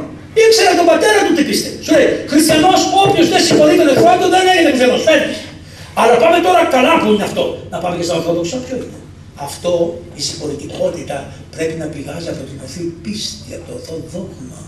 Η αγάπη σου, άμα δεν πιστάζει, άμα δεν πηγαίνει από το ορθό δόγμα, την ορθή πίστη, την ορθή άσκηση τη πνευματική ζωή, δεν είναι αυτή η αγάπη, αυτή είναι ψέματα. Οι εξηγήσεις που έλεγε ο Παπακοσμάς ο Κιολός και στη βρήκα κάλπικη την αγάπη, αυτές είναι μπουρδες. Όλο αυτό που βλέπετε είναι μια κάλπικη μορφή αγάπη. Γιατί η αγάπη έχει ένα χαρακτηριστικό. Θυσία. Κανείς από αυτούς δεν έχει τη διάθεση της θυσίας. Ούτε εμείς πολλές φορές. Και εμείς η αμαρτία μας η μεγάλη είναι ότι προσπαθούμε να ξεφύγουμε τις θυσίες. Αγάπη χωρίς θυσία δεν υπάρχει. Άρα, ποιος θυσιάζει? Όχι αυτός που έχει δικαίωμα. Αυτός που θυσιάζεται για την αγάπη είναι κάτι άλλο. Προχωρούμε. Ακούστε εδώ τι λέει. Τι ωραίο που είναι αυτό, θα το αφήσουμε το πρώτο και λέει ευλογητός ο Θεός. Τι λέει εδώ, ο του μυστικού και αχράντου γάμου ιερουργός. Πάμε τώρα στον ορθόδοξο γάμο. Λέει ο του μυστικού και αχράντου γάμου ιερουργός και τον σωματικό νομοθέτης. Άρα, τι λέει, ακούστε μάγκες, σωματικό νομοθέτης είναι αυτό που σας είπα, οι γαμέτες. Και για να γίνει αυτό πρέπει οι άνθρωποι να συνευρεθούν. Και πρέπει οι άνθρωποι θα παντρευτούν την εκκλησία και θα έρθουν στην εκκλησία ταπεινά να καταθέσουν αυτό το φυσικό που μπορούν αυτοί και η εκκλησία να έρθει και να τους δώσει μια ευλογία και αυτό που δεν μπορούν αυτοί, να τους συμπληρώσει η προσευχή της εκκλησίας. Και καταθέτουν και λένε: είμαστε χριστιανοί και προσερχόμεθα στην εκκλησία γιατί κύριε, εσείς είσαι του μυστικού και αχράντου του γάμου ιερουργός. Οι πατέρες τους προσπαθούν να το ερμηνεύσουν αυτό και λένε το εξής. Ο γάμος μεταξύ ψυχής και σώματος είναι το ίδιο. Αλλά το μεγάλος γάμος, ο άχραντος γάμος που έγινε είναι ο γάμος μεταξύ Εκκλησίας και Χριστού και ό,τι λέμε για την Εκκλησία το λέμε για την Παναγία. Άρα λοιπόν εδώ μυστικά πάλι ξαναονομάζεται κυρία Θεοτόκος. Να, είναι η ιερολογία, είναι η ιερουργία πνευματική. Δεν είναι κάτι, πάω σε ένα δήμαρχο και κάνω ένα συμβόλαιο. Εδώ είναι το συμβόλαιο και παρίσταται ο Χριστός. Όπως όταν είναι η κουρά των μοναχών, λέει ο Δεσπότης, πρόσεξε, εδώ αοράτος παρίσταται ο Κύριος ημών Ιησού Χριστός και πρέπει να ξέρεις πού λες το ναι, πού λες το όχι, σε ποιον σκύβεις το κεφάλι. Αυτό, λέει και εδώ, λέει ο Σκοσμάς ότι το λέω εδώ πέρα περί γάμου στους πράγμα παρακάτω, τι λέει, όταν θα βρουν δύο να παντρευτούμε, θα τους πάρεις και τους πεις, έχετε εξομολογηθεί? Πάτε να εξομολογηθείτε. Ωραία. Ετοιμάσεις να μπάλετε σας? Ναι. Έχετε κοινωνήσει? Για να τα κοινωνήσετε. Πού υπάρχει αυτή η προετοιμασία ή πού η Εκκλησία έχει ενδιαφερθεί να υπάρχει αυτή η διαδικασία και να μην τους δώσει ποτέ το χαρτί να παντρευτούν αν δεν τους έχει καλέσει. Να τους δει, να τους μιλήσει και να σου πω και μετά τους κάνει με κατοίκηση 7 μέρες. Είναι κατοίκηση ο κόσμος. Άρα πρέπει να δούμε και εμείς το λάθος μας. Και πρέπει να δούμε ότι επειδή τους βαφτίσαμε και τους ξεχάσαμε, μετά παρουσιάζονται ξανά να παντρευτούν μια χαρά και τα έχουν κάνει όλα εκτός από αυτά τα βασικά να εξομολογηθούν. Εγώ σας λέω ότι επειδή έχουν πολύ αγάπη μεταξύ τους και είναι αρχισουνάκια, Είναι πάρα πολύ εύκολο εκείνη την ημέρα να τις εξομολογήσεις. Εγώ το έχω ζήσει, είναι πολύ εύκολο. Σου λες, έλα εδώ, έλα εδώ. Θες τη γυναίκα την αγαπάς, δεν την αγαπώ. Θες να είσαι μαζί της, ναι, έλα εδώ. Έχεις εξομολογηθεί ποτέ? Όχι, πάτερ, δεν έχω εξομολογηθεί ποτέ. Θες να εξομολογηθείς? Φοβάμαι, πάτερ. Έλα εδώ, βρε παπάς, έλα εδώ. Πάμε εκεί πέρα στο Χριστό μαζί. Έλα εδώ, πάμε στο Χριστό εκεί πέρα. Του λέω τώρα πας στο καλύτερο, αρχίζεις, αλλάζεις σελίδα. Αλλάζεις σελίδα, βίου, αλλάζεις σελίδα. Σβήνουν τα παλιά. Έλα τώρα είναι μια ευκαιρία να τα σβήσουμε όλα, να τα σβήσουμε. Δεν είναι νομικό θέμα. Δεν είναι νομικό. Αν το δεις νομικό, είναι για να το σβήσουμε μια ματιά. Δεν είναι αυτό το πράγμα. Είναι για να σε ελαφρύνει και να μην έχεις βαρύδια, να μην τρέχεις τον αγώνα αυτό με βαρύδια. Έλα, βρε, έλα. Έρχεται το καημένο. Και σου λέει, πάτερ, του λες κάνει αυτό. Έχεις κάνει εκείνο. Τα λες έτσι, γιατί τρέπεται να στα πει. Ένας γέροντας, Άγιος γέροντας, σας πω τι μου προφυλίζει μια φορά. Μου λέει, άκουσε να δεις. Υπάρχει, λέει, μια ευχή μεγάλη που έχει πολλές αμαρτίες. Θα τους βάζεις από κάτω από το πετραχύλι και θα τους λες, πιάσε το πετραχύλι. Και μόλις ακούτε μια αμαρτία πολύ βαριά, που την ακούτε στα αυτιά, θα τραβάτε το πετραχύλι. Ταμ! Και θα καταλαβαίνω εγώ ποια αμαρτία έχετε κάνει. Και να τους βοηθήσει. Τι να σου κάνει η μάνα Εκκλησία. Ό,τι μπορεί το έκανε ο Γεροποφίλους. Καταλάβατε. Και τράβαγαν αυτό το πετραχύλι. Τι είναι. Ο Νιαγάρας είναι αυτό. Το πετραχύλι είναι ο Ιορδάνης ποταμός. Τι είναι το θέσιτο, όχι το καζανάκι. Να με συγχωρέσετε, του Θεού, η χάρις. Δεν θα σε αυτοκίζουμε, προσέξτε πολλές φορές. Αλλά θέλω να σας πω, το νερό είναι η χάρις. Και το λούζει τον άνθρωπο. Και ποιος είσαι εσύ που θα μισώσει. Και μετά σιγά αυτός θα έρθει. Έρχεται την κοπέλα, εδώ τη σκόπελα, μετά τους βλέπει και αυτούς τους δύο μαζί, τους διαβάζει μια φούλα, πιέζει στο καλό, τους δείξει ένα δώρο, δώσε ένα δώρο η Εκκλησία. Βγάλει τους 50 ευρώ και δώσ' τους. Μια ευκαιρία είναι. Πάρε για 50 ευρώ. Όλος ο κόσμος πάει δώρο, η Εκκλησία παίρνει. Όλος ο κόσμος πάει στεφάνο στο πεθαμένο, η Εκκλησία παίρνει. Αυτό πρέπει να το δούμε. Να το δούμε, ναι. Είναι στιγμές ιερές. Το ξέρουν και σημασινότατος πάρα πολλοί αρχιερείς από τους ανθρώπους που είναι σαν τον Δεσπότη μας εδώ πέρα. Δίνανε καινές διαθήκες. Δεν δίνατε καινές διαθήκες παλαιότερα, εσείς γέροντα. Καινές διαθήκες. Ο Νικόλαος ο Χατζηνικολάου, που είναι ένα παιδί, νομίζω, εδώ έχει χειροτονηθεί. Εδώ χειροτονήθηκε από το Σεβαστιανό, δεν έχει χειροτονηθεί. Ο Νικόλαος ο Νικολάου που έχει μια αγωνία για αυτά τα θέματα και θέλει να βοηθήσει τα ζευγάρια και όλα, αμέσως τους έδινε ένα πολύ ωραίο Ευαγγέλιο. Ωραίο, τυπωμένο, καλόμορφο, όμορφο. Ωραία, τους το δίνει. Επίσης, καμιά φορά όταν είναι φτωχοί άνθρωποι και τα λοιπά, και μαθαίνει δεν γίνουν τραπέζια πέρα, γιατί για να μου κάνει τραπέζι τώρα 300.000 ευρώ, τι δεν θα δώσει η Εκκλησία, δεν χρειάζεται. Λοιπόν, αν άμα είναι φτωχούλης και δεν μπορεί να κάνει τραπέζι, πάρε 100 ευρώ να πας με τη γυναίκα σου να φας. Να σου πληρώσω για ένα ταξίδι γαμίγιο να πας. Αυτή είναι η δουλειά της Εκκλησίας. Μόνο στο έλεος δεν το κάνει. Στήριξε το κακομοίρη. Και δεν θα το χάσει ποτέ. Αλλά τι πρέπει. Θυμάστε που μετά το γάμο δεν επιστρέφανε την επόμενη Κυριακή και βγάζαν τα στέφανα. Το θυμάστε αυτό. Υπάρχει ευχή. Επιλύσου Στεφάνου. Γιατί ήταν αυτό. Διότι τους αφήναμε τα στέφανα στο κεφάλι με μια κορδέλα μαζί. Και πηγαίνανε από εδώ, πηγαίνανε από εκεί, αλλά δεν μπορούσαν πάλι γιατί είχαν τα στεφάνια στο κεφάλι. Δεν φανταστείτε, ενώ ήσουν ελεύθερος την πρώτη εβδομάδα να καταλάβεις ότι δεν είσαι πια ελεύθερος. Και το είχε στο στεφάνι, είχαν βάλει μια κορδέλα μεγάλη. Γιατί είναι κορδέλα μεγάλη νομίζεις. Έχει παραμείνει από αυτό. Και πήγαινε από εδώ, πήγε στο αλέκτο ένα, έβγαλε. Αυτά. Μην τα γελάτε. Τι ήθελε να δείξει. Μία εβδομάδα θα είσαι. Και πήγαινε την επόμενη εβδομάδα επί της νήσους στο Στεφάνου. Και διαβάζετε την ευχή. Αυτό ήταν οντολογικό, δεν ήταν έτσι που είναι τώρα. Χριστιανικός νόμος, δεν θέλεις. Νόμος. Αμέσως. Τι μαθαίναν αυτοί οι δύο. Μάτια μου δεν μπορείς να πάρεις το θερά μόνος σου. Εδώ τέλειωσαν τα ψέματα. Ας πρόσεχες. Πόσοι άνθρωποι με αγάπη και χαρά παντρεύονται και μετά την πρώτη εβδομάδα, τη δεύτερη εβδομάδα κοιτάζουν τη γυναίκα και λέει Χριστέ μου, θα περάσω αυτή τη ζωή μου με αυτή τη γυναίκα 50 χρόνια. Γελάτε, είδατε, για να γελάτε όλοι τα έχετε πει. Λοιπόν, ναι. Αλλά κάτι που δεν ξέρετε όμως, είναι ότι υπάρχει ένας μοναχός στο Αγιονόρος, που έχει κινηθεί τώρα, ο πατήρ Ιερόφθος. Ήταν ένας μοναχός ο οποίος σουικένδης, λίγο, ξέρετε, είχε αυτό το κατάστημα στις Καρίες Πάτερ, που είναι από το Κατσέλιο, ο Ιερόφθος. Ο Ιερόφθος λοιπόν αυτός δεν ήταν μια πρόσφυγα φορά, είχε εδώ τα στήθια της πάλα, το λαγικό θα ήταν. Λοιπόν, καθώς ήταν δημοσιογράφος, αυτή η δημοσιογράφη ξεφεύγει από παντού τους Φιλανδέζους. Πάει δημοσιογράφος λοιπόν και είχε κρυφά εκεί και του λέει Πάτερ, Ιερόφθε, να σου πούμε κάτι, λέει, πώς άντεξες εδώ, λέει, στα τόσα χρόνια είσαι μοναχός. Λέει να σας πω, κάθε βράδυ ετοίμαζα τα ρούχα μου να φύγω και το πρωί έμενα. Τι σημαίνει αυτό. Ότι και τους πειρασμούς όλοι οι άνθρωποι θα τους έχουν. Εδώ θέλει αγώνα, μην περιμένεις να περάσει καλά. Να δούμε το Θεό. Πού άλλαξες, δηλαδή τι άλλαξες. Δεν πάει ο διάβολος να σε περιμένει εκεί. Και ενώ σε περίμενε ένα, τώρα θα σε παίρνει δυο. Αλλά, μην ξεχνάς. Γι' αυτό λέει αυτές οι ευχές αυτά που θα σας πω, για να καταλάβετε τα πολύ ωραία, τα ξέρουν οι επισκοποί, αλλά εμείς θα λέμε γρήγορα στους γάμους και δεν το ξέρετε. Και κανείς δεν κάθεται να κάνει μια ανάλυση. Λοιπόν, εσύ λέει είσαι το σωματικού νόμος νομοθέτης και της αυθαρσίας φύλαξης. Δηλαδή, εάν οι άνθρωποι αυτοί δεν έχουν χάσει την παρθενία τους, εσύ τους φύλαξες την παρθενία. Εσύ τη φύλαξες την παρθενία. Δεν είναι οι άνθρωποι. Δεν είναι το δικαίωμα της ανθρωπίνης φύσεως, όχι μάτια μου. Δεν αξίζεις τίποτα. Εάν σου πάρει ο Θεός τη χάρη, ούτε παρθένος είσαι, ούτε καθαρός, ούτε τίποτα. Δεν έχεις κανένα προσόν για το κάνω. Κανένα προσόν δεν έχεις. Αυτό λέει η Εκκλησία. Ότι της αυθαρσίας φύλαξη. Και ποιας αυθαρσίας? Μόνο του σώματος. Και τούτο εδώ. Και καλά αυτό εδώ. Αυτό είναι νοητικό. Τούτο εδώ. Εγώ είμαι, λέει, της αυθαρσίας και φύλαξη. Και των βιωτικών αγαθών οικονόμους. Ναι, δεν φτάνει μόνο, λέει, να είσαι αυθαρσίας φύλαξη. Χρειάζεται να φας και ψωμάκι. Θέλει και κρασάκι. Η γυναίκα θα σου πει πολύ ωραία έρωτα και τα λοιπά. Μια χαρά περνάμε, αλλά κάποιος θέλει να θα έφαγε το να φάμε. Και τι λέει, προσέξτε, λέει, των βιωτικών αγαθών οικονόμος είναι ο Θεός. Μην νομίζεις ότι τα χέρια του άντρα σου φέρουν το ψωμί, μην νομίζεις ότι τα χέρια του άντρα σου θα σου φέρουν τα λεφτά, μην νομίζεις ότι τα χέρια του άντρα σου θα σου φέρουν τη δόξα, μην νομίζεις, όχι, και τα παιδιά να πρέπει να το μάθουν αυτό. Δεν είναι το ψωμί του παπά σας, δεν είναι το ψωμί της μαμάς σας. Γι' αυτό τι παίζεις του μαζοτελούς. Κάνεις παιδιά, ναι, μπράβο σου που τα κάνεις τα παιδιά του, λέει. Μόλις γεννήσεις ένα παιδί, λέει, μόλις γεννήσεις θα φτιάξεις 4 εικόνες. Η πρώτη εικόνα, λέει, θα είναι το Χριστού. Μετά θα είναι της Παναγίας, μετά θα είναι του προδρόμου και θα του φτιάξεις του παιδιού. Γιώργο τον είπες, φτιάξεις τον Γιώργο. Έρχεται το παιδί, ξυπνάει, λέει, το πρωί, κάνει μια σταματή και λέει: Μπαμπά, ψωμί και γάλα. Θα παίρνεις το ψωμί και το γάλα, θα το πάρεις μπροστά στην εικόνα του Χριστού, θα βγει μπροστά.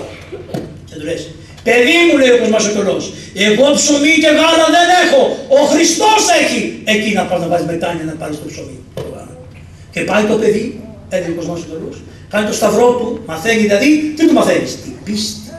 Του μαθαίνεις το σεβασμό, του μαθαίνεις τα όρια και του βάλει το ψωμί που του αντιστοιχεί, όχι για να φάνε 10 παιδιά, ένα ψωμί, ένα παιδί να φάει, και το γάλα που του αντιστοιχεί σε ένα παιδί να πάρει. Και το παίρνει και βλέπει το Χριστό και ευχαριστεί τον Θεό. Και αρχίζει μια διαδικασία πίστεως. Ποιος θα κάνει αυτά? Ποιος θα κάνει αυτά? Νομίζουν τα παιδιά δικαίωμα. Είναι δικαίωμα να έχει το ψωμί, να είναι δικαίωμα να έχει το μέλι, είναι δικαίωμα να έχει το γάλα. Και αυτό μετά θα του πούνε δικαίωμα να πηγαίνει και με άντρες. Άμα δεν το πει το δικαίωμα από την αρχή, που αυτό είναι αγάπη.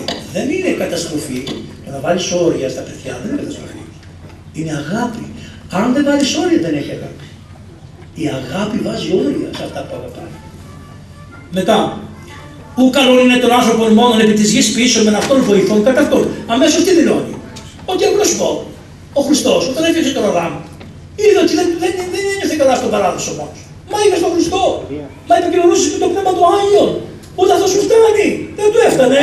Δεν του έφτανε. Και λέει, και γίνεται η πρώτη αναφορά στο κακό. Αλλά ο Θεός ποτέ δεν λέει τη λέξη κακό. Γιατί άμα την πει, το ουσιοποιεί. Και τι λέει? Ου καλό είναι. Δεν είναι καλό. Δεν λέει είναι κακό. Γιατί άμα πει είναι κακό, πραγματικά το κακό το κάνει κακό. Εδώ τι λέει? Ου καλό είναι. Δεν είναι καλό πράγμα. Δεν λέει όμως ότι είναι κακό. Πώς σας τι λέει?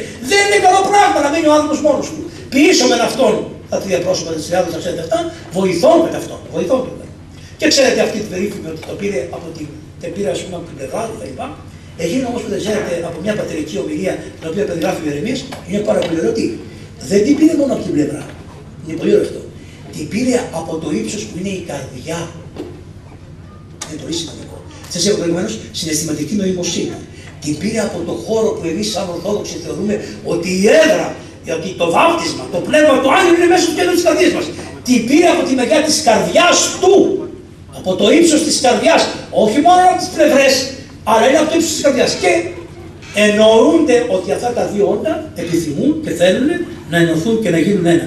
Αλλά την έκαμε βοηθών κατά αυτό. Τι γίνεται τώρα στα σπίτια? Λέει ο πατέρας, εγώ είμαι και η μάνα σας είναι και είμαστε το ίδιο. Κάπως κάνει λάθος. Δεν είναι καλά. Δεν είναι, εμείς στην Εκκλησία δεν έχουμε ισότητα. Η ισότητα είναι πούλες. Εμείς έχουμε ισοτιμία. Άλλο ισότητα και άλλο ισοτιμία. Εμείς θα σας τιμήσουμε και τη γυναίκα και τον άντρα το ίδιο. Αλλά δεν είναι ότι έχουν ισότητα, διότι άλλα πράγματα μπορεί ένα φύλλο, άλλη δύναμη έχει πάρει από τη φύση, άλλες πρωτεΐνες έχει, άλλες δυνατότητες έχει και άλλος έχει άλλο. Αυτό δεν θα απαιτήσω από τη γυναίκα να μου σηκώσει πεντεκάρα επειδή είναι ισότητα, όχι μάτια μου. Αλλά θα τιμήσω τη γυναίκα για το δικό της έργο και το άλλο. Σύγχρονη ψυχία, τι ξέρετε τι λένε και οι ψυχολόγοι, ότι στο σπίτι επειδή δεν υπάρχει ποτέ μια ιεραρχία, τα παιδιά έχουν τρωθεί τελείως. Και η ιεραρχία είναι πάρα πολύ απλή. Εγώ είμαι εδώ στο σπίτι, ο πατέρας, που σας εξασφαλίζω την ασφάλεια.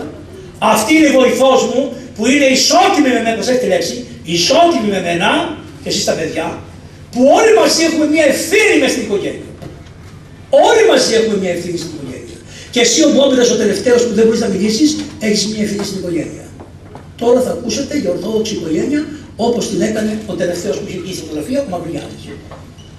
Ο Μακρυγιάννης έκανε 9 παιδιά, 10, 11, δεν ξέρω, 13 παιδιά. Με πόσες πληγές, 57 πληγές πάνω στο σώμα του είχε. Και ο γέρος αυτός εκεί έκανε παιδιά. Και το έλεγε, ο Θεός λέει μου έδωσε τόσες πληγές, αλλά μου έδωσε και την ευλογία των παιδιά. Και ενώ πολεμούσε τον Τούρκο, έκανε παιδιά. Την ίδια ώρα. Που ενώ να σου πούνε, θα δεν έχουμε κοινωνικές συνθήκες, μα και θα τα ταΐσω, μα και θα τα ποτίσω, δεν μπορώ να τα βγάλω. Προχθές προς τιμή του ήρθε ένα παλικάρι να μας φτιάξει μια πόρτα που μας χάλασε και μπαίνει μέσα ένας ομορφάντρας, πολύ καλό παιδί, γιος παπά είναι, ο πατέρας του είχε 7, 8, 10 παιδιά που έχει, και του λέω, τι κάνεις, πώς σε λένε, παπαδιά, πώς το λέγανε, που είσαι, Νικηφόρο, πώς το λέγανε, Ιερόθεος. Και τι λέει, του λέω πόσα παιδιά είσαι Ιερόθε, και μου λέει 7. Πότε πρόλαβες πάλι. Και μου λέει τι, πάτερ, οι τσέπες μου, προτού να κάνω τα παιδιά ήταν άδειες. Από την ημέρα που έχω κάνει τα παιδιά, κάθε μέρα οι τσέπες μου είναι γεμάτες που δηλαδή μπορώ να κάνω κι άλλα. Δηλαδή τι, πήρε τη χάρη του Αγίου Πνεύματος. Μόνο με τη λογική πάνε οι άνθρωποι ξεχάσανε τη συναισθηματική νοημοσύνη της καρδιάς τους. Κρύβος. Και τι λέει εδώ πέρα, ο Μακρυγιάννης λοιπόν έκανε τόσα παιδιά. Ακούστε πώς διοικούσε το σπίτι. Έλεγε στα παιδιά, εγώ είμαι εδώ, η μάνα σας είναι εκεί, φαγητό και τα λοιπά από τη μάνα σας. Λεφτά τα πάντα εγώ. Ασφάλεια εγώ. Κάθε μεσημέρι θα τρώμε όλοι μαζί. Πού υπάρχει αυτό στις ορθόδοξες οικογένειες, κάθε μεσημέρι να τρώμε. Όπως μας έκανε αυτό το σύστημα, ποτέ δεν καταφέρουμε να μαζευτούμε η οικογένεια το μεσημέρι να φάει μαζί. Και όλοι το Πάσχα. Όλοι τα Χριστούγεννα, ούτε τις Κυριακές. Έστω την Κυριακή που τρώγανε όλοι μαζί. Και τι βάζανε, στη μέση βάζανε φαγητό και βουτάγανε όλοι τα χέρια και τρώγανε. Όμως συμπλέον το 60 αυτή τη διάρκεια. Και ήσαν αγαπημένοι. Και τρώγανε όλοι με τη σειρά που είχαν γεννηθεί. Ακόμα και οι κότες, το ξέραμε στη βιολογία, οι κότες, άμα τους πετάξει το φαγητό, ας πούμε μια κότα και έχει κάνει 15 κροσόπουλα, έτσι. Το πρώτο που θα πάει να φάει το πρώτο κροσόπουλο, τρώει πρώτο. Στο κέντρο. Άμα ρίξετε τα φαγητά θα το δείτε. Βλέπετε ότι κάποιος μια κότα τρώει πρώτη. Αυτή είναι που γεννηθεί πιο παλιά. Πάει με τη σειρά της χειροτοεθνιάς της. Τα φροντία που έχει. Και μετά πάνε όλα τα άλλα σε πιο άλλες φωνές, σύμφωνα με πώς γεννηθήκαν από τα αυγό, με τη σειρά που γεννηθήκαν. Δηλαδή υπάρχει μια ιεραρχία. Τι λες εσύ ότι δεν χρειάζεται ιεραρχία εκεί μέσα στο σπίτι. Μην πας καλά. Τα διαλύσαμε όλο. Συζητάμε με τα παιδιά. Βέβαια συζητάμε με τα παιδιά. Ο Μακρυγιάννης λοιπόν καθόταν στη κορυφή του τραπεζιού. Λοιπόν, και πάει, φωνάζει τον άβαρχο Δεριγνή να του κάνει τραπέζι. Πάει ο Δεριγνής στο σπίτι με τον Μακρυγιάννη και βλέπει τα παιδιά. Του λέει να βγει κάτω εδώ το κάνει. Δεν ήξερε γαλλικά και δεν ήξερε γαλλικά. Κάθε εκεί. Σηκωθείτε όρθιοι, λέει αυτό. Σηκώνεται όρθιοι. Ο Ναύαρχος καθόταν. Λέει γιατί κάθεσαι Ναύαρχε. Λέει εμείς λέει στην Ευρώπη λέει δεν τα πιστεύουμε τις προσευχές. Τα θεωρούμε μπόσικα πράγματα. Το πιάνει από εδώ. Όξο! Από το σπίτι μου Ναύαρχε Δεριγνή, όξο! Τον έσπρωξε. Φύγε. Εγώ άνθρωπο να καθίσει να φάει μέσα στο σπίτι μου που λέει ότι η πίστη με την οποία εγώ ελευθερώθηκα είναι μπόσικα πράγματα, εγώ δεν σε θέλω. Όχι, τον έκανε. Ενώ εδώ τι κάνουμε. Ελάτε, βραχμάνε, ελάτε, πώς ήταν αυτόν που πήγε στον Νταβός και τους διάβασαν βραχμάνος και κατήσανε. Όταν πήγε ο Πρωθυπουργός με την κυρία Περιστέρα στο Ιράν, της βάλανε αυτήν σε ένα τσαντό στο κεφάλι και το έβαλε μια φθαδιά με το φτιόγκο. Και άμα της πεις μπες στην εκκλησία για να είσαι καλά ντυμένη, μπαίνει ξέκτητη, Ωραία πίστη είναι αυτή. Έτσι πάει. Και δεν μιλάμε. Δεν πήγε κανείς από τους επισκόπους να πει «Όξο ρε!»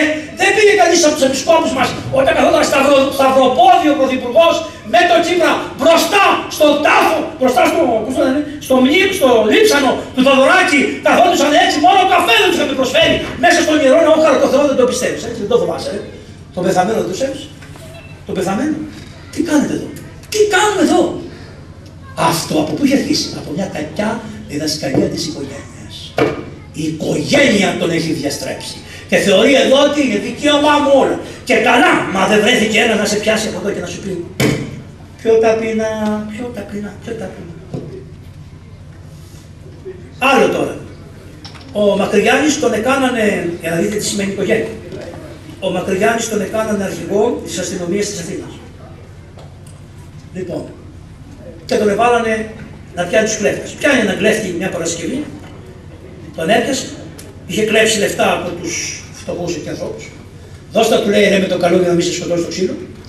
Δεν τα έκλεψα εγώ, λέει, ξέρετε αυτό το κάνω. Εγώ δεν είναι. Το γυρίσαν άποδα, θα βρει τα λεφτά, λέει, αυτά τι είναι, ρε. Άρα τα κλεμμένα, ρε, να σε σπάσω το ξύλο, του λέει. Όχι, λέει, θα σου κάνω κάτι άλλο.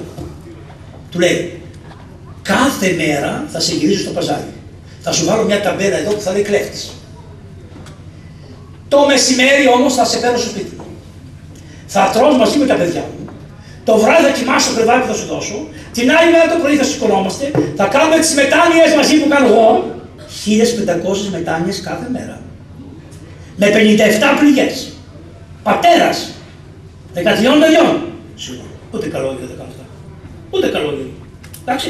Λοιπόν, και τι του λέει, 7 μέρες θα σε κρατήσω έτσι. Την 8η μέρα θα πάμε να βρούμε αυτόν που του τάκεψε στο παζάρι, γιατί θα έρχονταν μετά από 8 μέρες πάλι λαϊκή, θα τα δώσουμε τα λεφτά και φεύγεις. Πας στο καλό. Ούτε φυλακή σε βάζω, σε παίρνω σπίτι μου. Σπίτι μου σε παίρνω εγώ.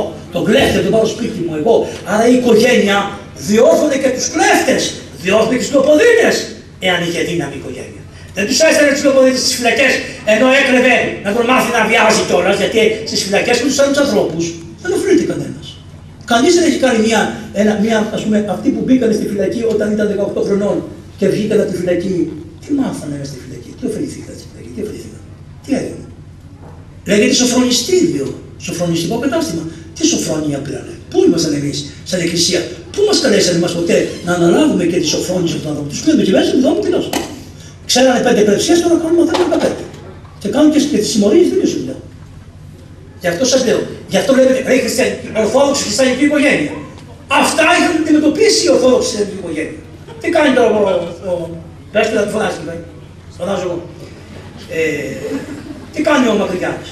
Πάει στο σπίτι λοιπόν και τι βλέπει αυτός ο άνθρωπος. Ήταν καθόλου όλη η οικογένεια, τον έβαλε στα δεξιά του εδώ να φάει, τον βλέπει. Και βάζει ένα παιδί λέει εκεί και λέει, όσοι δεν τρώγανε δεν κλαίει κανένας. Κύριε σου Χριστέ, λέει σώμα τον Ευαγγέλιο. Κύριε σου, το 13ο του παιδί, το πιο μικρό, το έβαζε και έλεγε το Κύριε σου Χριστέ, λέει σώμα τον τρώγανε. Καταλαβαίνετε. Ποιος κάνει τα συγχωρίες σας. Όλοι θεωρούνται και. Μα εδώ λέει, άλλο Παΐσιος λέει πάρα πολύ ωραίο. Ωραίο είναι αυτό.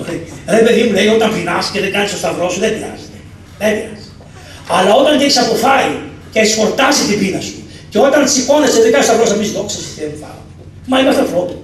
Σε πόσα χριστιανικά σπίτια ξεχνιέται η προσευχή. Και στο φαγητό και μετά το φαγητό δεν υπάρχει καντήλι, δεν υπάρχει θυμίαμα, δεν σημώνεται πρόσφορο, δεν είναι σιωπηλοί, δεν κάνουν τις προσευχές τους, δεν βλέπουν τα παιδιά προσευχόμενους στους γονείς, τα πάντα δεν εκκλησιάζονται και δεν είναι σε χριστιανικά σπίτια. Ή το περισσότερο, τα τηλέφωνα, τα βίντεο, τα κύρα, τα άλλα κτλ.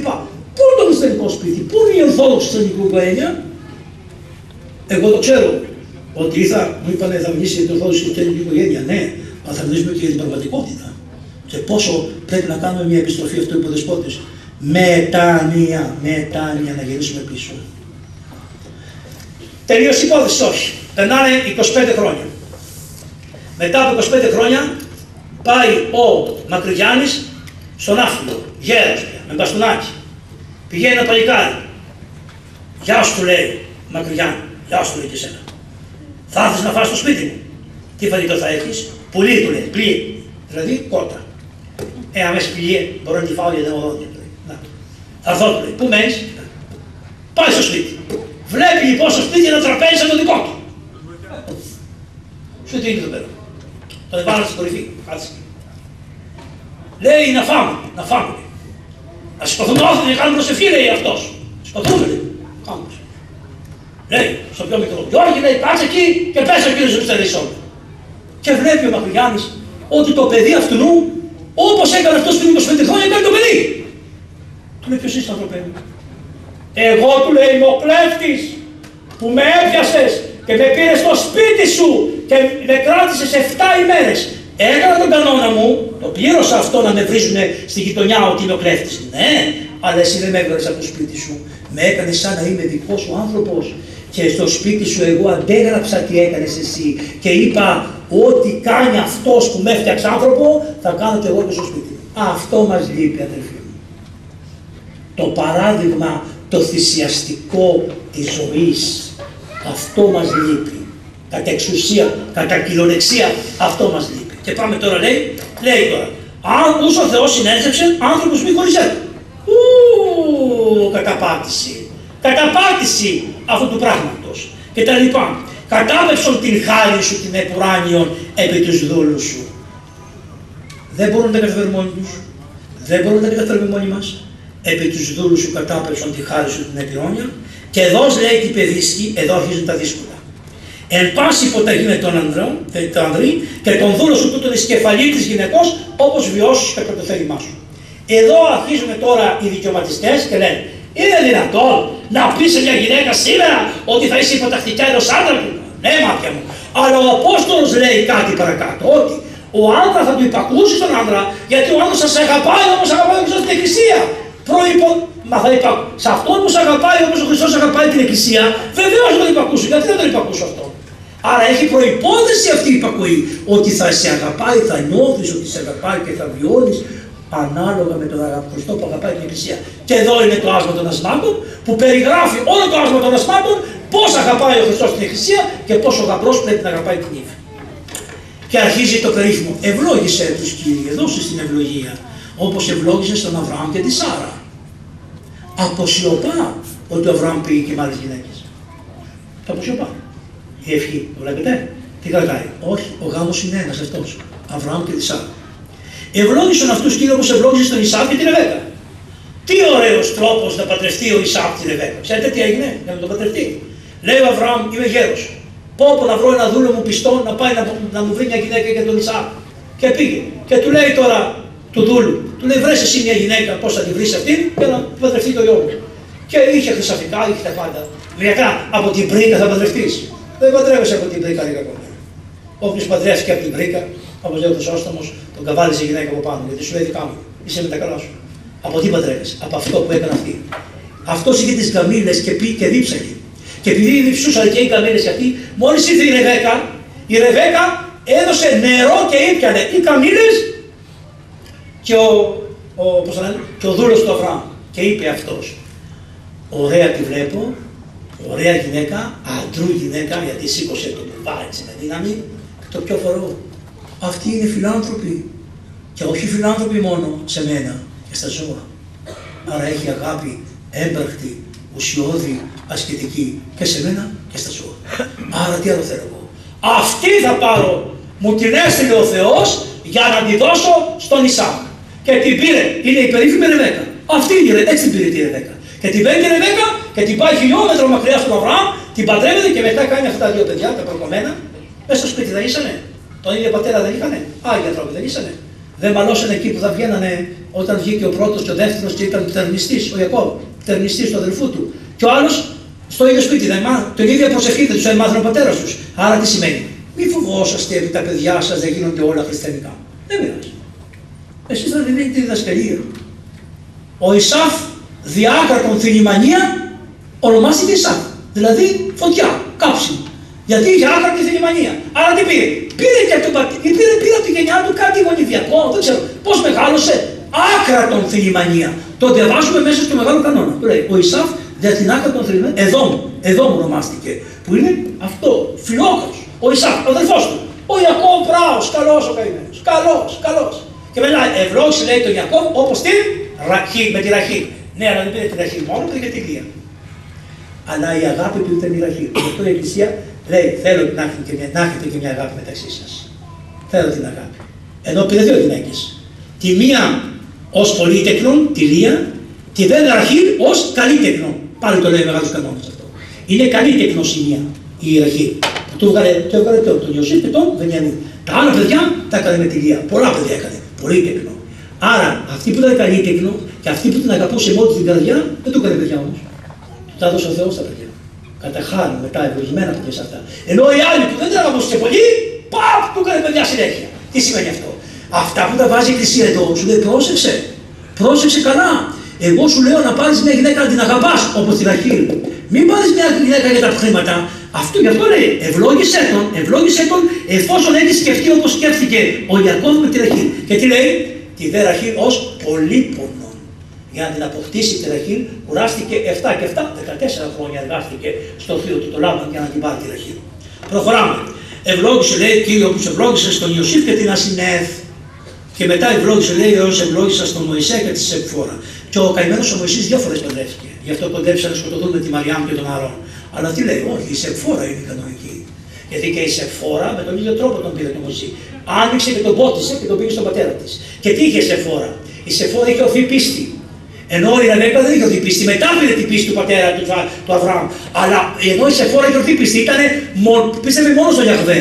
Γι' αυτό ενωθήκαν αυτοί οι δύο. Άρα τι θέλουμε? Για να είναι ορθόδοξο στο σπίτι πρέπει να έχει και την ορθόδοξη πίστη. Να είναι και ορθόδοξο πίστη. Να έχουν την ίδια ορθόδοξο πίστη. Άρα να έχουν κοινό πνευματικό καθοδηγητή και πατέρα, όχι στις αμαρτίες, στην καθοδήγηση της ορθοδοξίας και της πίστεως. Ευλόγησέ τους, λέει, όπως ευλόγησε τον Ιωακήμ και την Άννα, ευλόγησέ τους όπως ευλόγησε τον Ζαχαρία και την Ελισάβετ. Καταλαβαίνετε γιατί αυτά τα ζευγάρια κάνανε παιδιά ενώ δεν είχανε. Άρα τι του λέει, ότι μέσα στο γάμο μάτια μου μην περιμένεις να κάνεις και παιδιά. Οι άλλοι ήσαν καλύτεροι και πολύ παιδιά, δεν εσύ μπορεί να μην κάνεις παιδιά. Άρα δεν σημαίνει τίποτα αυτό, ευλογημένος είσαι εσύ. Το καταλαβαίνετε, είναι εξοφία πώς τα βάζει. Μετά όμως λέει, τώρα ο γάμος είναι πολύ δύσκολο πράγμα, φωνάζει η Εκκλησία. Προσέξτε καλά, θέλετε πάρα πολύ χάρη του Αγίου Πνεύματος.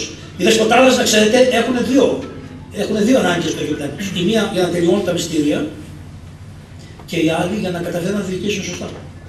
Όσο Άγιο Πνεύμα θέλετε, δεσπότη μου, για να λειτουργάτε, τόσο Άγιο Πνεύμα θέλετε να διακρίνετε τι να κάνετε. Και εσείς και σαν σύνοδος.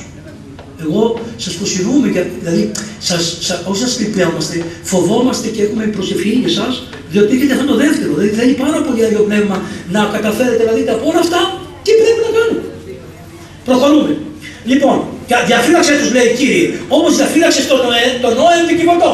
Πω, θα έρθουν τα κύματα, η θάλασσα, τα διαζύγια, η κακοπέραση, τα πάντα θα έρθουν. Θα έρθουν μέσα στα σπίτια, οι αρρώστιες.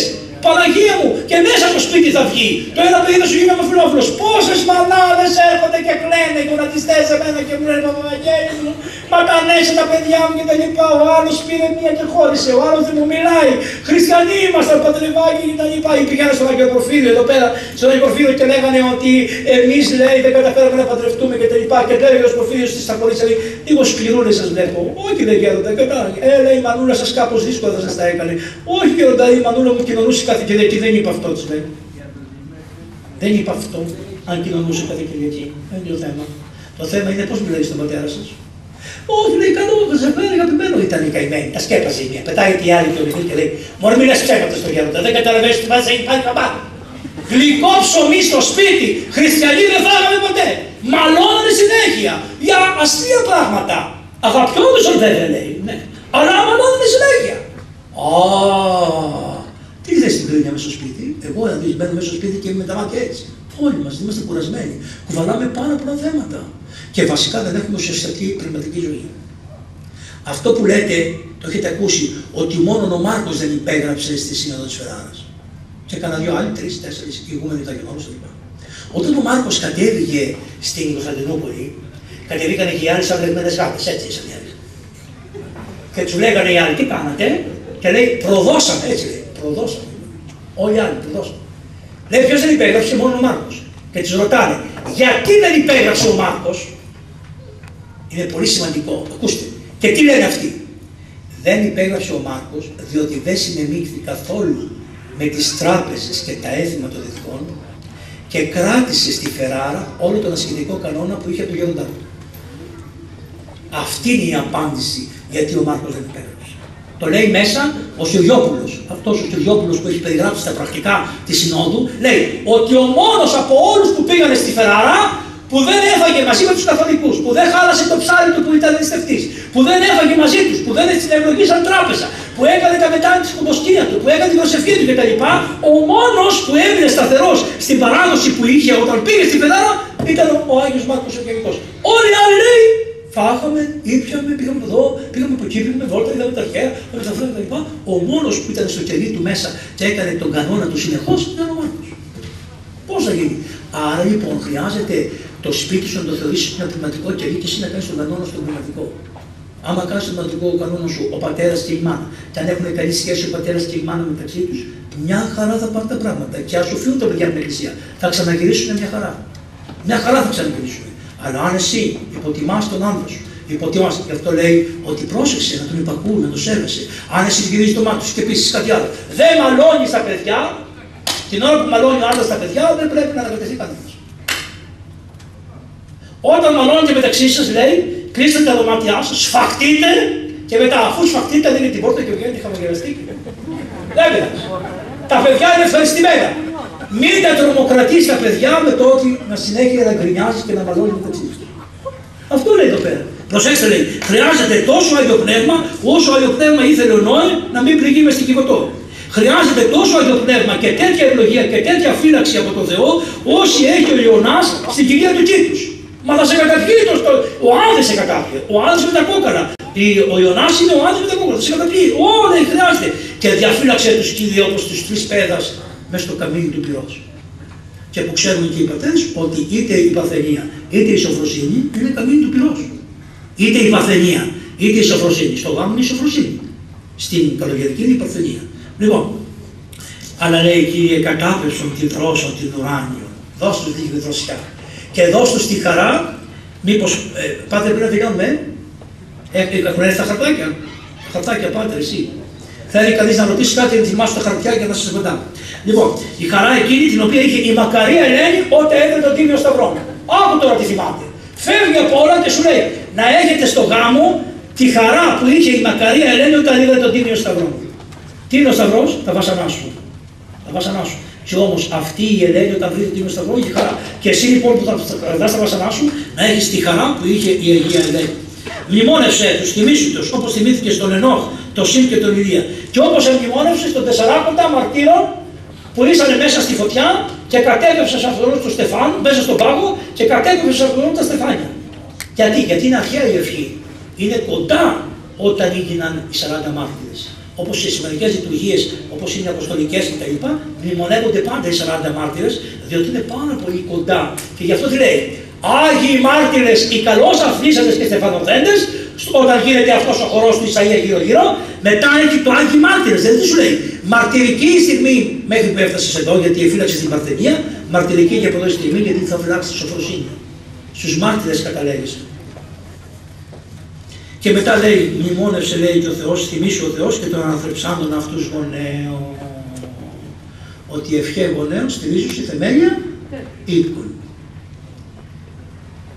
Δεν χρειάζεται σοφία, αλλά ποιος μέχρι σήμερα θυμάται και τους γονείς του σωστά. Οι αρχαίοι Έλληνες, όταν πηγαίναν, εγώ τώρα δηλαδή, άμα ήθελα να δω αν είστε καλό χωριό εδώ πέρα, καλές οι εκκλησίες σας καλά όλα, πρέπει το βράδυ του Σαββάτου να πάω στο κημητήριο, εγώ ψωδά, να πάω στο κημητήριο σας.